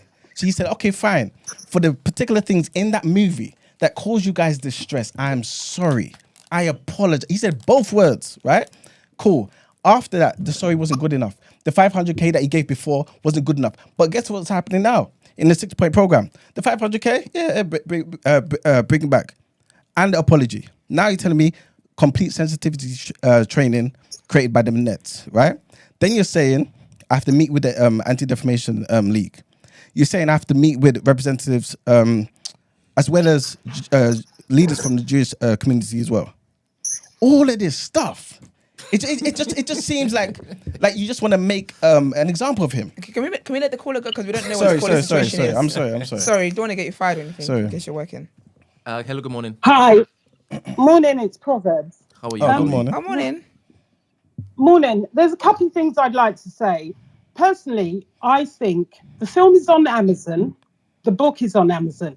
I would expect Amazon to put a disclaimer out there to say that there may be things in this film that are deemed anti-Semitic. So anybody recommending that film knows what they're recommending. I do not think this is solely Kyrie's fault, because I wouldn't have dreamed that title had anti-Semitic information. Mm-hmm. So therefore, and I've just read that the Nets and the ADL are now petitioning Amazon to either remove the film or to put a disclaimer on it. You know, it's not totally his fault. I wouldn't expect a platform as big as Amazon to be showing a film without a disclaimer. And why aren't they, why haven't they been targeting Jeff Bezos? Do films typically have... Sorry, babe. Sorry, go on. Yeah. Go ahead. I was going to say, do films typically have disclaimers? Of course they do. Even if you have a film that's got information that may be deemed racist, there are disclaimers on them that come up before the film. If it had that on that, he would know not to recommend it. Okay. There are lots of films that they do that, and documentaries. There's trigger warnings these days. It's true. Makes a good point. How do we know? Proverbs, have you seen the film? No, you have to pay for it. He's charging. He's actually charging. I went in to look at it the other day, and I probably will watch it. Yeah. But you have to pay for it. He's making money out of this film. 100%. Why does he not accept responsibility? Because there's lots of people who have a lot of following could go in and recommend that film without knowing all the content. 100%. I do believe that, I'm not saying that, the stuff that comes after is another question, but I do believe, why aren't they going after Jeff Bezos? Guess what? He's a very big, rich man. Yep. They're not going to touch him. I feel like, why They're is not Jeff going to in touch it? him. Like, what's Jeff Because doing? Amazon is his platform. Yeah, but He owns Amazon. there's all sorts being sold everywhere. As if he did not invest in the film being made, I don't see what it's got to do with him, because it's what's it called? Because it's just being sold on his platform. No, I'm sorry. Look, No, you cannot say that. everyone's You talking about cannot say accountability that. and stuff like You this. cannot If say my that. man can retweet a link to something here and not talk, not pass his opinion, not do anything here, but retweet a link here and even potentially, lose his livelihood, his whole career that he's been working for his whole life. The whole world can come up in arms like this year just for him retweeting something. Then wherever that link comes from has to be held accountable and held to the same thing as well. Because If this it is was a free just forum. an independent film, it's different. If it was an independent film and people are just passing a link and you're going to someone's website, different story. Amazon is a major platform. But also, where's the I don't agree vetting with process here? I mean, like, I don't know whether or not Kyrie watched that movie in its entirety and knew exactly what was on there, or he just posted it based on the title or the blurb or whatever, right? But can we assume that from the title that there might be sensitive information in that piece of, no? Yes or no? From the title? From the title. No way. What's the title? Don't ask you. Don't give it email facts. I don't want to hear the word facts on this show. From Hebrew to Negro. So the book, what is it? Educate me. Is it a book or film? Both. So it's a book and film. I believe, yes, called both. From Hebrew to Negro. No, from Hebrew to Negro. Okay, cool. When you hear that title, Like, What happened? what's that? What happened? no. When you hear carry on. Yeah, when you hear that title, Said Hebrew to Negro. like when you hear that title, can you assume what might be in that piece of media? Yeah, I would assume that you're talking about how I, who was or is considered a Negro, was once a Hebrew, and how I got here. Is it smart, in your opinion, to repost something and, in my opinion, endorse something that you haven't got full knowledge on, considering the title may be misconstrued to be something bad? If you're asking me in that broad sense, I would say it's not smart to do that. Okay. But in the same way, I can also say, guys, I've not seen The Woman King. Go and watch it. But that's but different. then- I don't see how it's different. Yeah, man. You told me before The Woman King it was against my people or your people. They're killing all your people, right? In the film, right? E-man. Can't oil people E-man, go around E-man, and start. Hear me out. Let me just make my stance clear here. I'm not even against you and Margs' standpoint. I think he's being scapegoated. He's being, excessively treated harmfully, right? But I'm not going to pretend like I don't see the different angles of this, innit? Okay. Kyrie Irving Yeah. is a NBA superstar. Yes. He's a brand, that comes with certain responsibilities. Yeah. You hear the story all the time. Throughout his career, Michael Jordan never ever spoke on anything to do with race, Politics and stuff, yeah. anything. You know why? Because he knew who he was and he didn't want to affect his bottom line. Yeah. He has a famous statement which was conservatives buy sneakers too. When they asked him about politics, right? Yeah. Because he knew who he was and he knew the power. You don't know who he is. If you ask Umar Johnson, the Honourable Dr. Umar Johnson, Please, what are you talking about? Michael Jordan is the biggest black sellout athlete of all time. I'm not saying I disagree with that. I'm not saying I agree with But it. what I'm saying is, and even the other day, I saw Ebro from Hot 97 talking about Drake, saying that Drake never ever speaks on anything. If you notice, he doesn't speak on anything. He just does his music, passes through. Why? Because he's thinking, I gotta protect my brand and my image, and I know the power of my platform and the power of my voice. I think it's irresponsible for Kyrie. Yeah, even though again, I'm with you lot.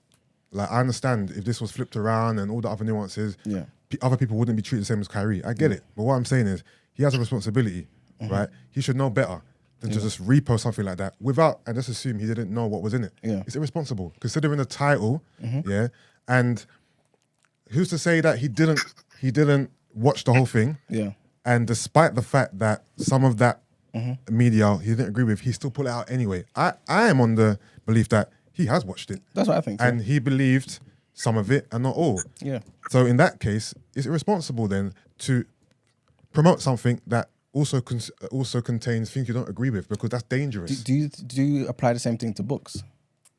As in, if a book has something Yeah. negative on it, don't promote it. Yeah.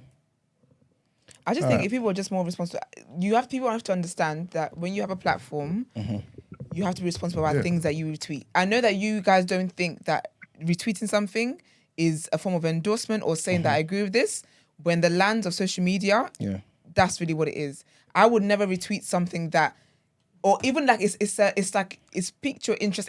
It says something about you in a way, whether you want to believe it or not.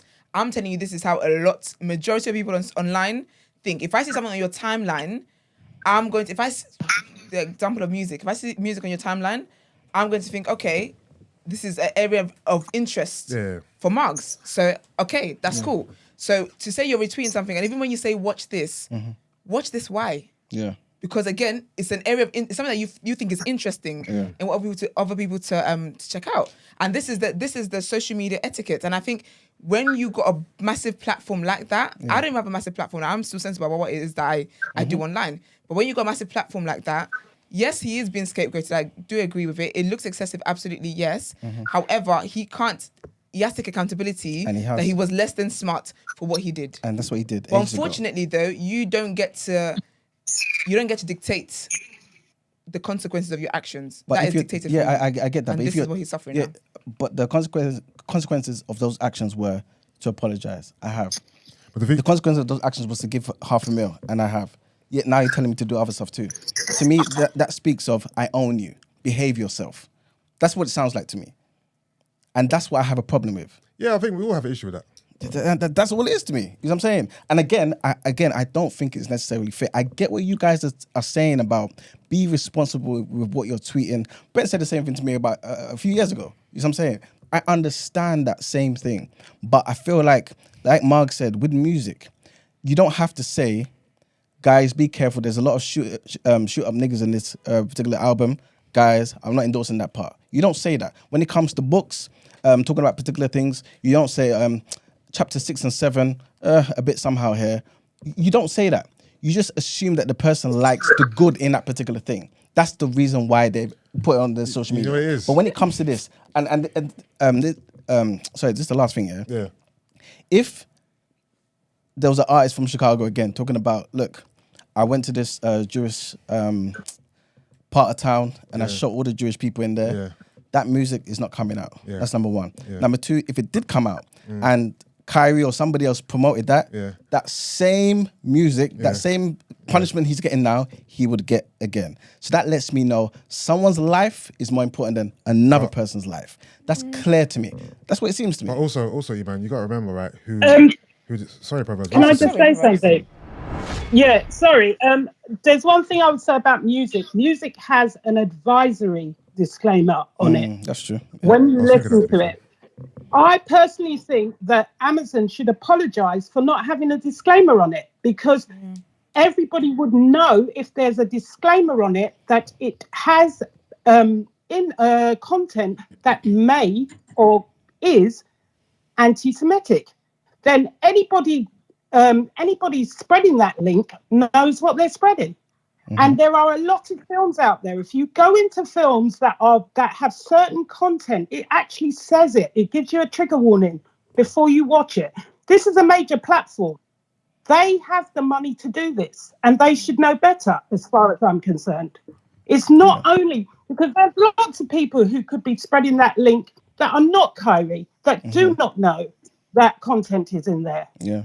So, I mean, that's just my point on it. And I'll speak to you guys soon, but keep doing what you're Thank you for doing. calling in, Proverbs.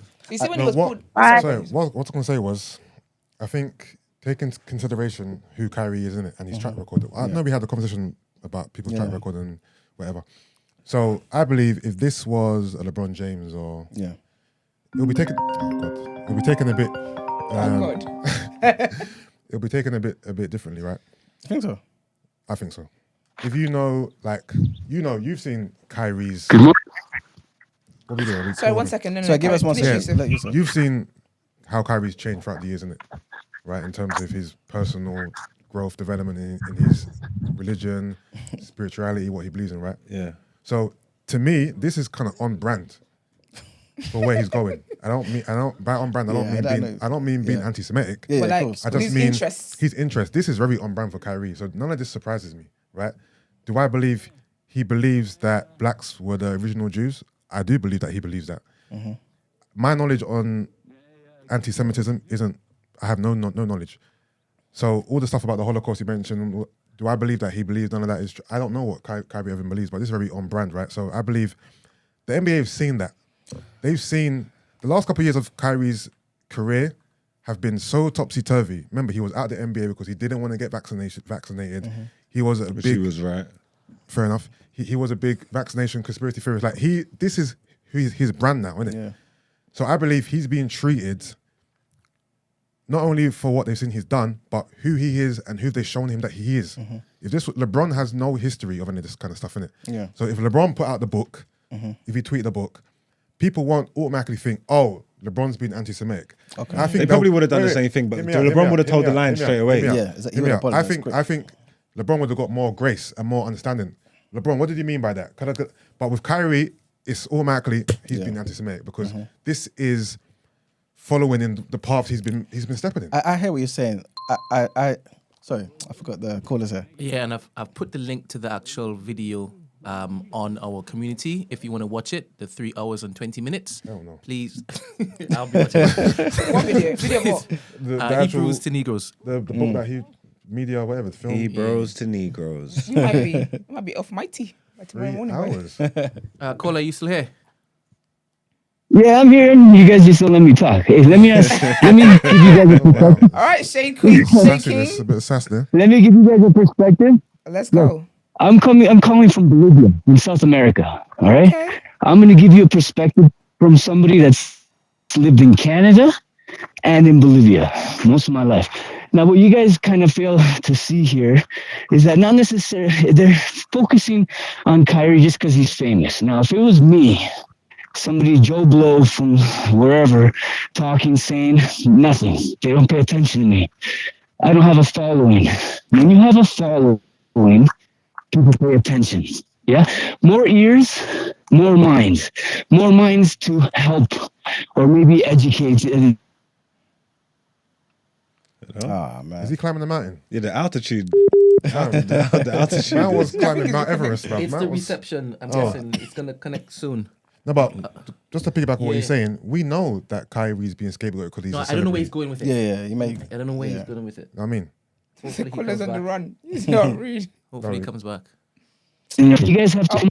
Oh, he was there the whole time. Mad thing. Can you hear us? Yeah, fair enough. Yeah, guys, Yeah, I'm we seeing something. lost signal.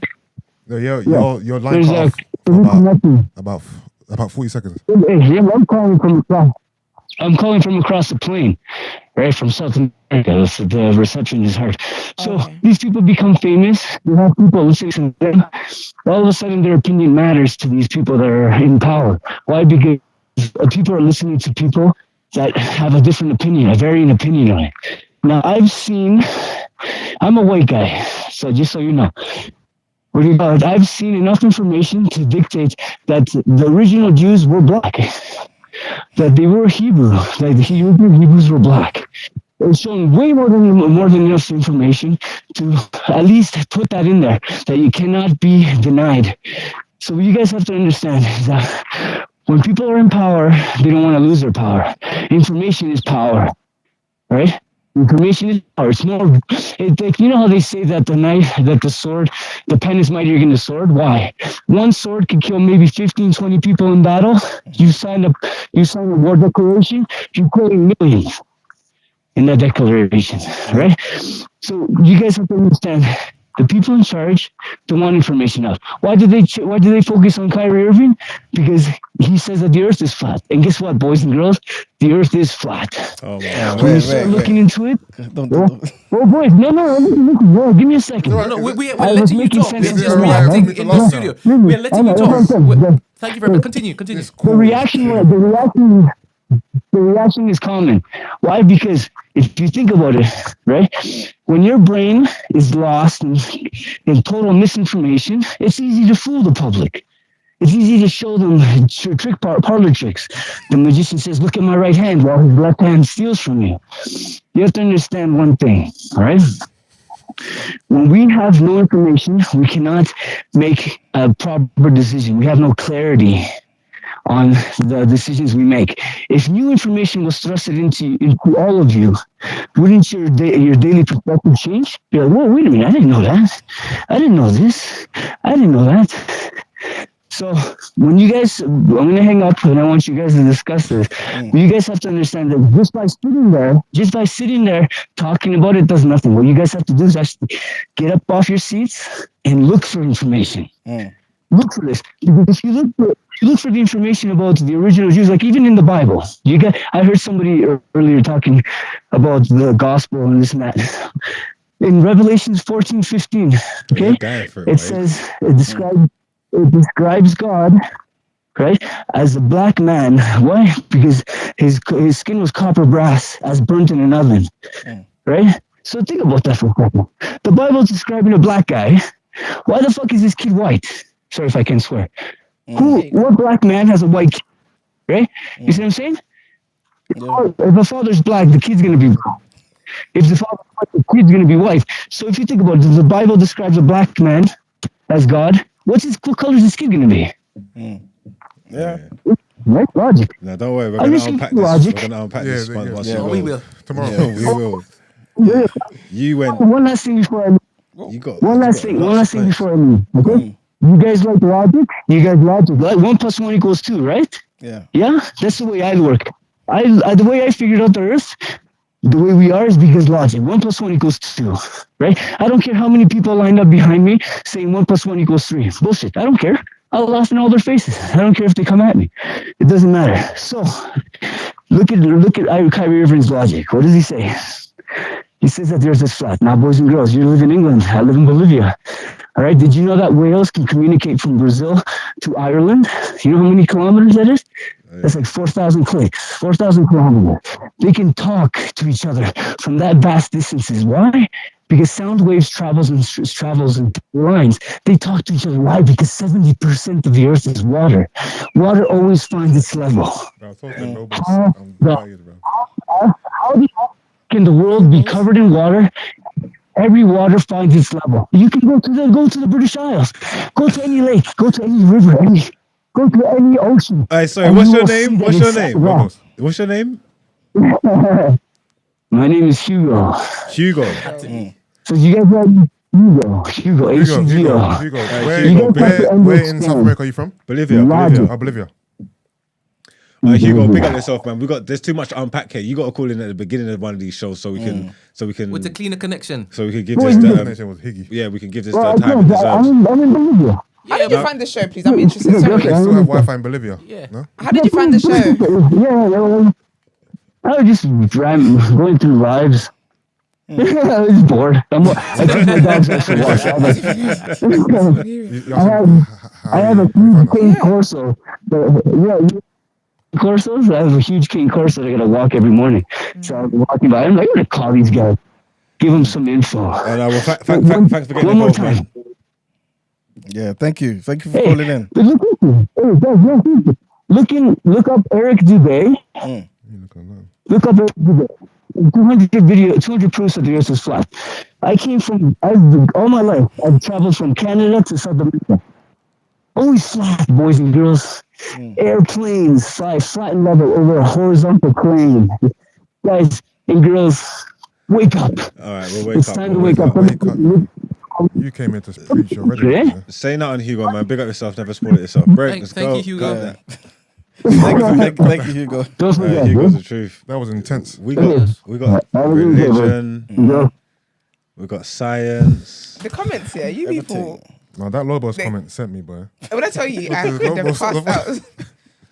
All right. So Someone said, "Is it illegal to say this stuff in Bolivia or something?" all right. So I don't think that anybody here is saying that black people weren't the original Hebrews or the original Jews. I don't think that's the discussion we're having, right, man? No. Because that it can be checked. It's a fact, right? Well, be careful because that could be anti-Semitism. No. Even in what they're doing, what they're saying, it's never a case of they're only white people as Jews. That's not what the thing is, because again, that's not a fact. It's more so the rhetoric attached to it. Yeah. No, I think you need to check that before you say it because you could get in trouble. All right, go. I'm just telling you. I'm being serious. Fine. But I take his point that we need to be more discerning with the news that comes up there, because we've been like shouting that this is the stuff that we argue about all the time, right? What is real, what is fake, blah, blah, blah, blah. And yet again, he's obviously saying these people are in power. No, we will talk about the whole flat earth stuff, because I don't want what he said over there to basically discount anything he's saying over there, right? And again, that is literally a parallel to there's a video. He has come on the call. He said one thing that is true, right? And then he said another thing that I think is bollocks, right? But we shouldn't just discount everything because of that. This is what people do with misinformation. But this is what I'm saying. If he comes on, let's say, a podium, and he's giving a loud message to the nation, and he starts off with that first thing, and then he goes on to say, by the way, the earth is flat. Everybody's going to perceive him as a crackhead. Yeah. Do you understand? And then discount everything and look to remove him. This is what's happening. This is why it's so important to be specific when it is you have a platform and when it is you're putting out stuff that contains a whole set of different points. Do you understand? It's just responsibility. So let me ask you this shit. Do you feel as though if I'm Kyrie Irving and I retweeted and I said, guys, like literally this is what I'm thinking to say here. Guys, there are some anti-Semitic tropes in here. I do not endorse this. No, but watch it. Yeah, 100%. No, this is why I said when he gave his quote-unquote apology that was written that you think that he was forced to do without him wanting to do it. Again, Kyrie Irving doesn't strike me as the type of guy who would basically be doing that based on the evidence currently. No, there's a lot of money on the table, man. So are you saying now that he's so... Remember, what are you saying? He sat out for how long because of the vaccination? That's different. No, what I'm saying is there's evidence that suggests that Kyrie Irving will take a stance if he has to, if he wants to. Yeah, it would have to, not over something I didn't even mean. Putting this in my body is different. He weren't putting that in. He weren't getting the vaccine for love nor money. This is different. So you are going to ruin my whole career over something that you are telling me I said that I didn't even say, that I didn't even mean, are two different things. Once this starts getting feel bad, you know what?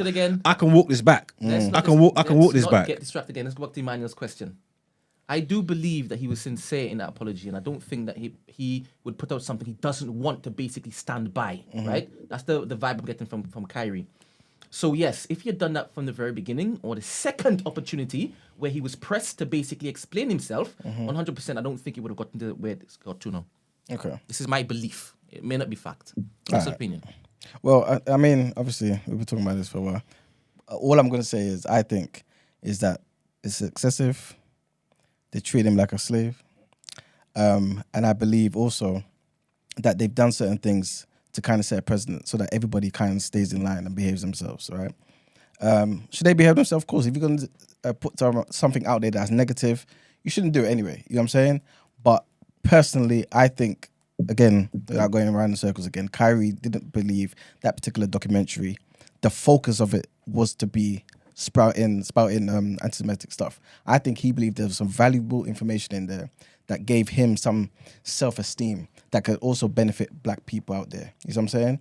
And for them to do this to him, for them to make him apologize and have to use certain words, take his money, the 6-point program of redemption, all them type of things there, I think is as far as excessive. But again, I think personally, all us black people need to realize, again, forget the messenger, forget all that type of stuff. Your life does not matter. When people was gunning me before in the chat talking about I'm Tory, I'm saying, listen, they don't care about me.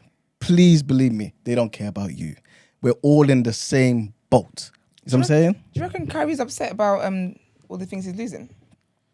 I feel like if you're going to take a stance where it's like, I'm going to educate my people and I'm da-da-da-da-da, like that kind of stance, you shouldn't care what you lose in the process, because educating your people is the most important thing to you. Do you know what the thing is though? I think it's a bit different. If I'm Dr. Umar, I think that comes with territory.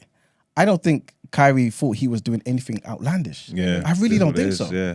He wasn't taking those stances like that. I don't think so. He's surprised. I'm not gonna lie, it's hard for me to say that with Kyrie's track history. record. Yeah, that's the thing, because I was going to say this is up his alley, man. Yeah, I get what you mean. I'm saying I think he didn't. I don't think. Let's say he didn't think this through. Then let's just do that one. What you mean is he wasn't trying to be hurtful. He was just trying to, speak his He mind didn't. or This ain't a spread his word or whatever. this ain't a stance. What I'm saying is, what the post and the thing that he's posted is in keeping with the journey that he's been on. Yeah. But this wasn't like some stance. This wasn't. Oh, I'm gonna post this and set the world alight. Also, do He you know didn't. what- This is also, done in a do you lot of know ignorance. what- He didn't know this was all gonna happen. Do you know what perturbed me as well? Is the timing of this off of the back of the whole Kanye thing as well. Innit? So I'm like, Read the room, bro. has he got a battery in his back because of Kanye? And now that's kind of how it looks. It's like Yeah, I but feel- they're yeah. not even. They're not even. having- Kanye was losing. So They he wouldn't just- have a battery in his back. Why? innit? Because Because it wasn't going well for Kanye. The only That- denominator that- here is that- that it's the same. It's the same community. They're not even having the same. There's not even the same arguments. No, but what I mean is, right, true. Kanye West is the only black celebrity right now in the media for anything anti-Semitic or playing to Jews, right? To Jews, yeah. Then now, a week, 2 days later, Kyrie Kyrie's puts that gone, out. yeah. This It's message weren't for easy Jews, it's for black people. It's not even- they're not even the same. Easy to be like, is this just the ethos? Is he feeling Kanye's energy and putting this out? I think it's easy to make. No, it is. That's what I'm saying. It's easy. Lazy to make, it's because easy. No, it's not. I don't see the connection. It's just the fact that it's just qualms with Jewish people. Can I say that? Yeah, but why did he put it out? What do you mean? Why did he? that was a thought. How would it support Kanye? No, I'm not talking about Kanye. That's what I'm saying. They're not. There's no I'm not correlation saying between the two. he's supporting Kanye. I just said an independent statement was it also looked weird, the timing of it, Yeah, because of the given. Kanye stuff. That's what I'm saying, and it does look weird. Do you know what? Okay, so this isn't his first rodeo, right? The other stuff he's done, has he ever got him suspended like this? Kyrie? Kyrie, yeah. Not suspended. Like No, the no, flat no. earther stuff. No, it's only the only time COVID thing, he's yeah. sat out is because he didn't want to take the So then, vaccine. do you think that maybe he's getting? Wait, the Kyrie said that the earth is flat? Yeah, he's a Oh fat my earther. goodness. That's the guy said it. Kyrie's a Yeah, fat flat earther. earther. That's what I forgot to mention in my bloody little hell. timeline there. But yeah, he's a flat earther too. So maybe then That's what I'm saying. This is all in keeping in his his ethos. brand. His It's brand. online with So if maybe the excess of what he's doing is because it's kind of sick of him. Yeah, but There's always got it's something also to do. it's also not fair to say it's a part of his brand, man. Like It is part of like his brand. certain things you can debate, like What did you say? It's part, I'm not saying being anti-Semitic. is No, a no, part of No, course, but of it's like course, these of course. things, These interest, things, it's on these brand for things him. are. I've seen Kyrie's career from when he joined the NBA up until now. He is a complete different person. All this stuff's dangerous when you put this stuff out into the world, man. It's just so rude. Of course, he thinks Jews are black. He thinks the world's flat. Ha ha ha. That's what I'm saying. Like, you It's can't like- group the two and say This it's is on ridiculous, brand, man. No, but It's he ironic said you it. say that He said because- both. What are you talking I'm about? just saying. No, but you're saying that It's on ironic- brand, like oh, you No, expect it this is- type it is of. on. Come on, Because it's kind of like saying one is nonsense. This is nonsense too. No, but there's certain you know things- what I mean when I say. No, on I brand. know that, but Exactly. again, like Mark is saying, it's dangerous because people take it in a particular way and act as though what Kyrie's saying in terms of black people being original Jews, right, or Jews being originally black or whatever it may be, is one of those foolish No, statements. I'm just It's saying- ironic because no, what argument you just made is exactly what the people I'm are. just That's why it's saying getting cancelled now. He has alternative thoughts than most people. Yeah, that's why it's on brand. But Yeah. you saying we need to He's be a careful contrarian. about You know what I mean? putting that image out there because people are going to perceive it this way. That's exactly why he's under the smoke he's on, because again, he should have been careful in putting something out there for what it was going to No, do. you have to be careful, period. Like you, Oh no, I'm not doing this, no, man. no, no. Let's wrap We're this running up. too over, man. Now you people Let's love wrap it. up. When I'm out here racing through the show, Sorry, you want to cry. caller. I apologize. We've all spoken. We're moving on to the. Yeah, So man. flipping done at it. Can you imagine? There's still tomorrow, please. You can call Yeah, in go tomorrow. back tomorrow. Or join the community and then talk. Yeah, join the community until I think that's a better option than Yeah. tomorrow. Thank you. And Brent's not a flat earther. Where does this idea come from? Bro, I don't believe Hey, the you're a world's flat earther, Brent. Definitely not. I'm a sane man. I like you said flat earther. I like flat earth conspiracies. I Oh, just yeah, don't that's what like I haven't found any sensible enough argument enough to make me believe it's true, and there's too much nonsense. There's too much nonsense and bullshit in the stuff. It's like what they do with the misinformation. There's too many crap, dumb ideas that make absolutely no sense whatsoever that couldn't prove it, actually disprove it. But it's interesting. It's interesting to look at the people who take the time out, to make the people who take the time out to make. Yo, Corbs is threatening me to pick the call up. No, because No, you He was threatened me. like, I'm not, yeah. I'm not picking up. he said you're too bright after you always telling us to call in. Yeah, but we've we gotta ran go. over It's nearly time. midday. Yeah, we gotta go. Look, let's get We into started done at 8 a.m. You know, you people all right. My friend, damn. who's done at it quickly? I'm not a flat.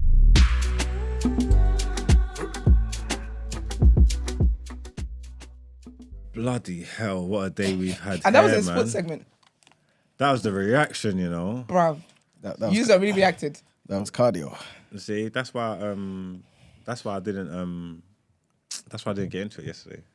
Because it needed its own time. You know what I'm saying?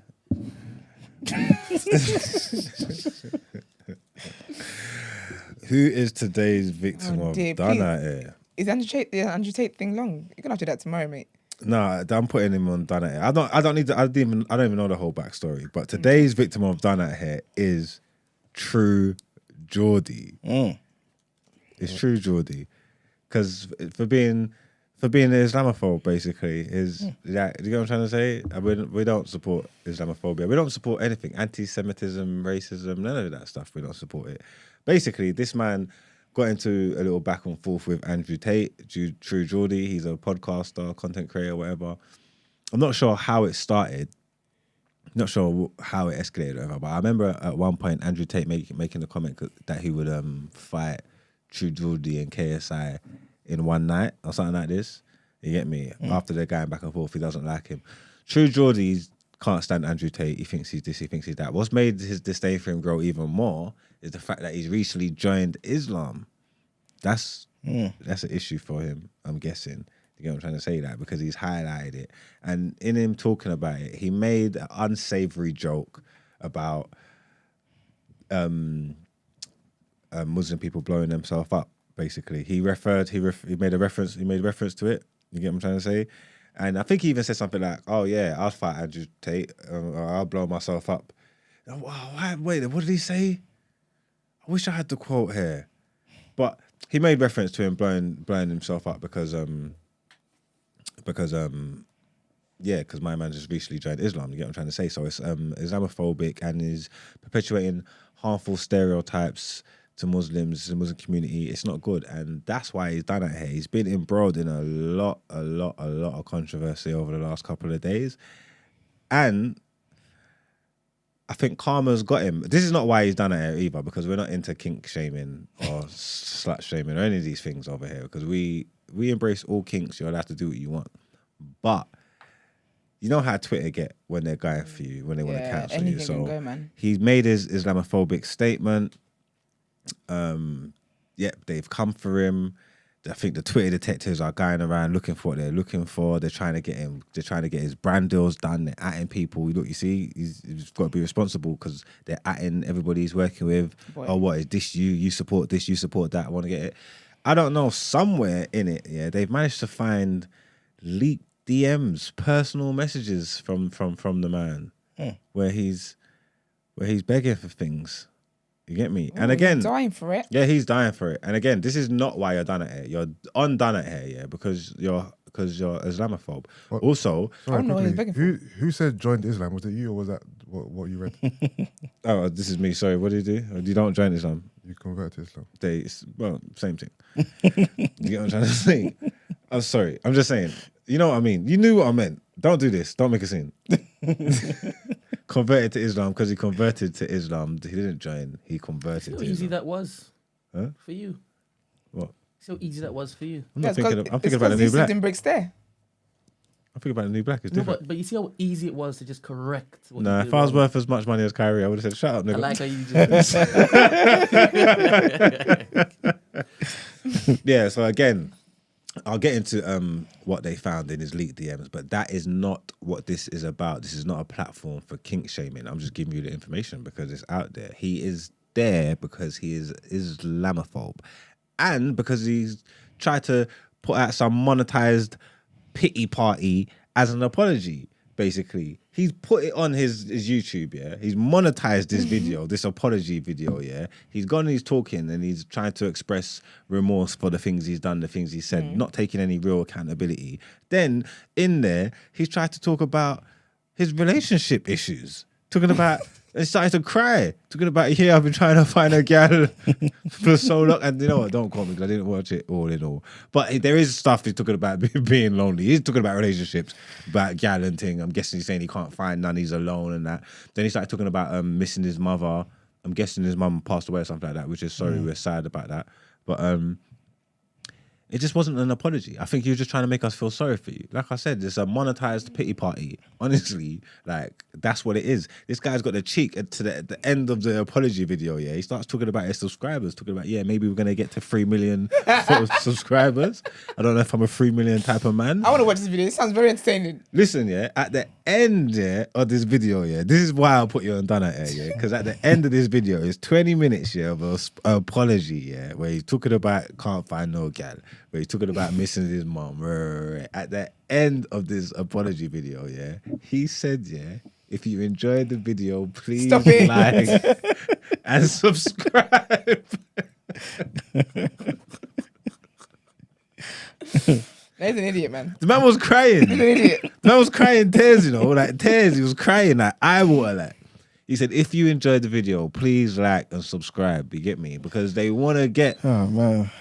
They want to get to the 3 million subscribers, but basically,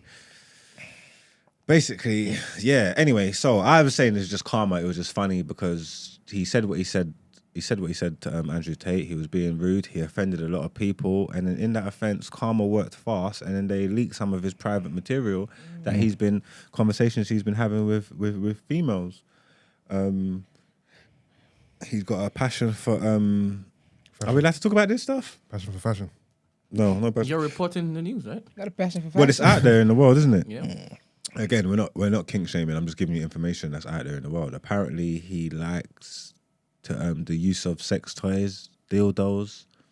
He likes bigger dildos than he likes bigger dildos than like bigger than what he would actually be carrying, if that like his own personal one. Yeah, you got him high in it. Yes, because he wants to be humiliated. I think he likes mess being play. shamed. Shamed, yeah. I think he wants to be shamed, and he wants to be shat on. He wants her to shit on him. What? Yeah. I went left. He wants her to shit on him, Okay. and he wants her to use. He wants to use the dildo. He wants to use the big black dildo. You see, this And man he is wants white. to. Yeah, he's a white man. Yeah. This is true, Geordie. Yeah. True, Geordie. Is he one of the people that you support? No. Not in the slightest. No. Not in the slightest. Never have. That's where you say you're like True Geordie, like No, my True Geordie. No, it's only because he speaks about boxing and stuff on YouTube and stuff, innit? Oh, okay. Yeah. So you watch his content? I've seen like a couple of videos. He had a video with Tyson Fury the other day. Oh, okay. Yeah, but anyway, yeah. He doesn't look like the type. Obviously, what does the type look like? Yeah. Sorry, Brent. Yeah. Are you on camera? I was joking. Yeah, He meant Brendan camera off me. That's what he meant. It's entertainment, Brendan's guys. like ridiculous. Yeah, that's what he wants to do. He's part of the cleanup crew. So he wants to What's the like. cleanup crew? I'm What's the cleanup crew? scared of what the cleanup crew is, you know. Just people that just want to like, when people have sexual activities and afterwards they want to come in and clean up. Well, the their mouth. mouth was. Yeah. Oh, their is it? mouth.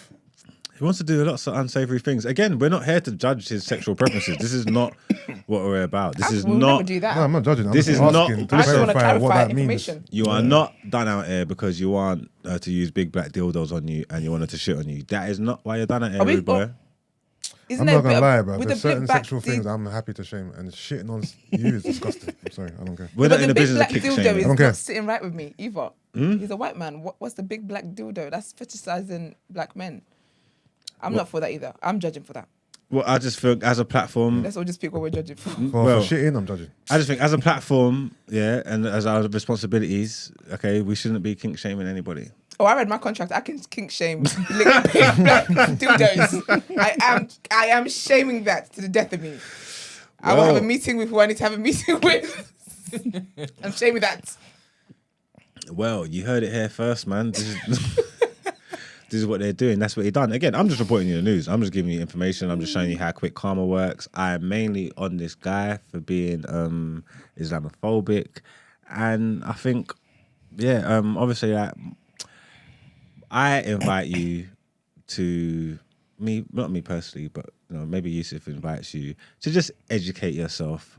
Yeah, just educate yourself and get some understanding. Educate yourself about the beauty of Islam. Okay, honestly, I honestly believe that if you take some time out and go and do some research into Islam, you'll find a peace and tranquility that your soul is screaming out for. Thank you, Mohammed Marks. Appreciate it.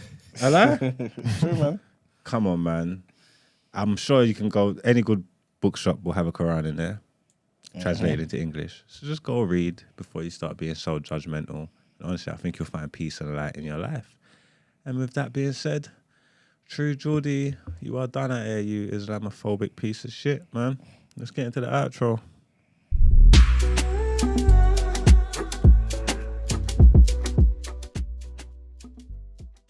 We're here 3.5 hours later. We appreciate you guys for always tuning in, for keeping things going in the live comments. Shout out to the callers as well. Today we only had one.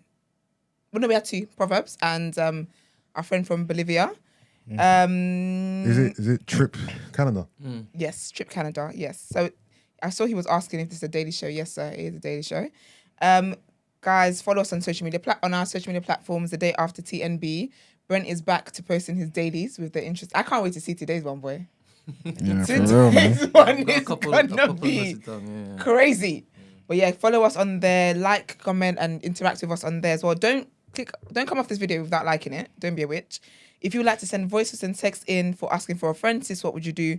It's also the number to call. The number is 075 6484 1073.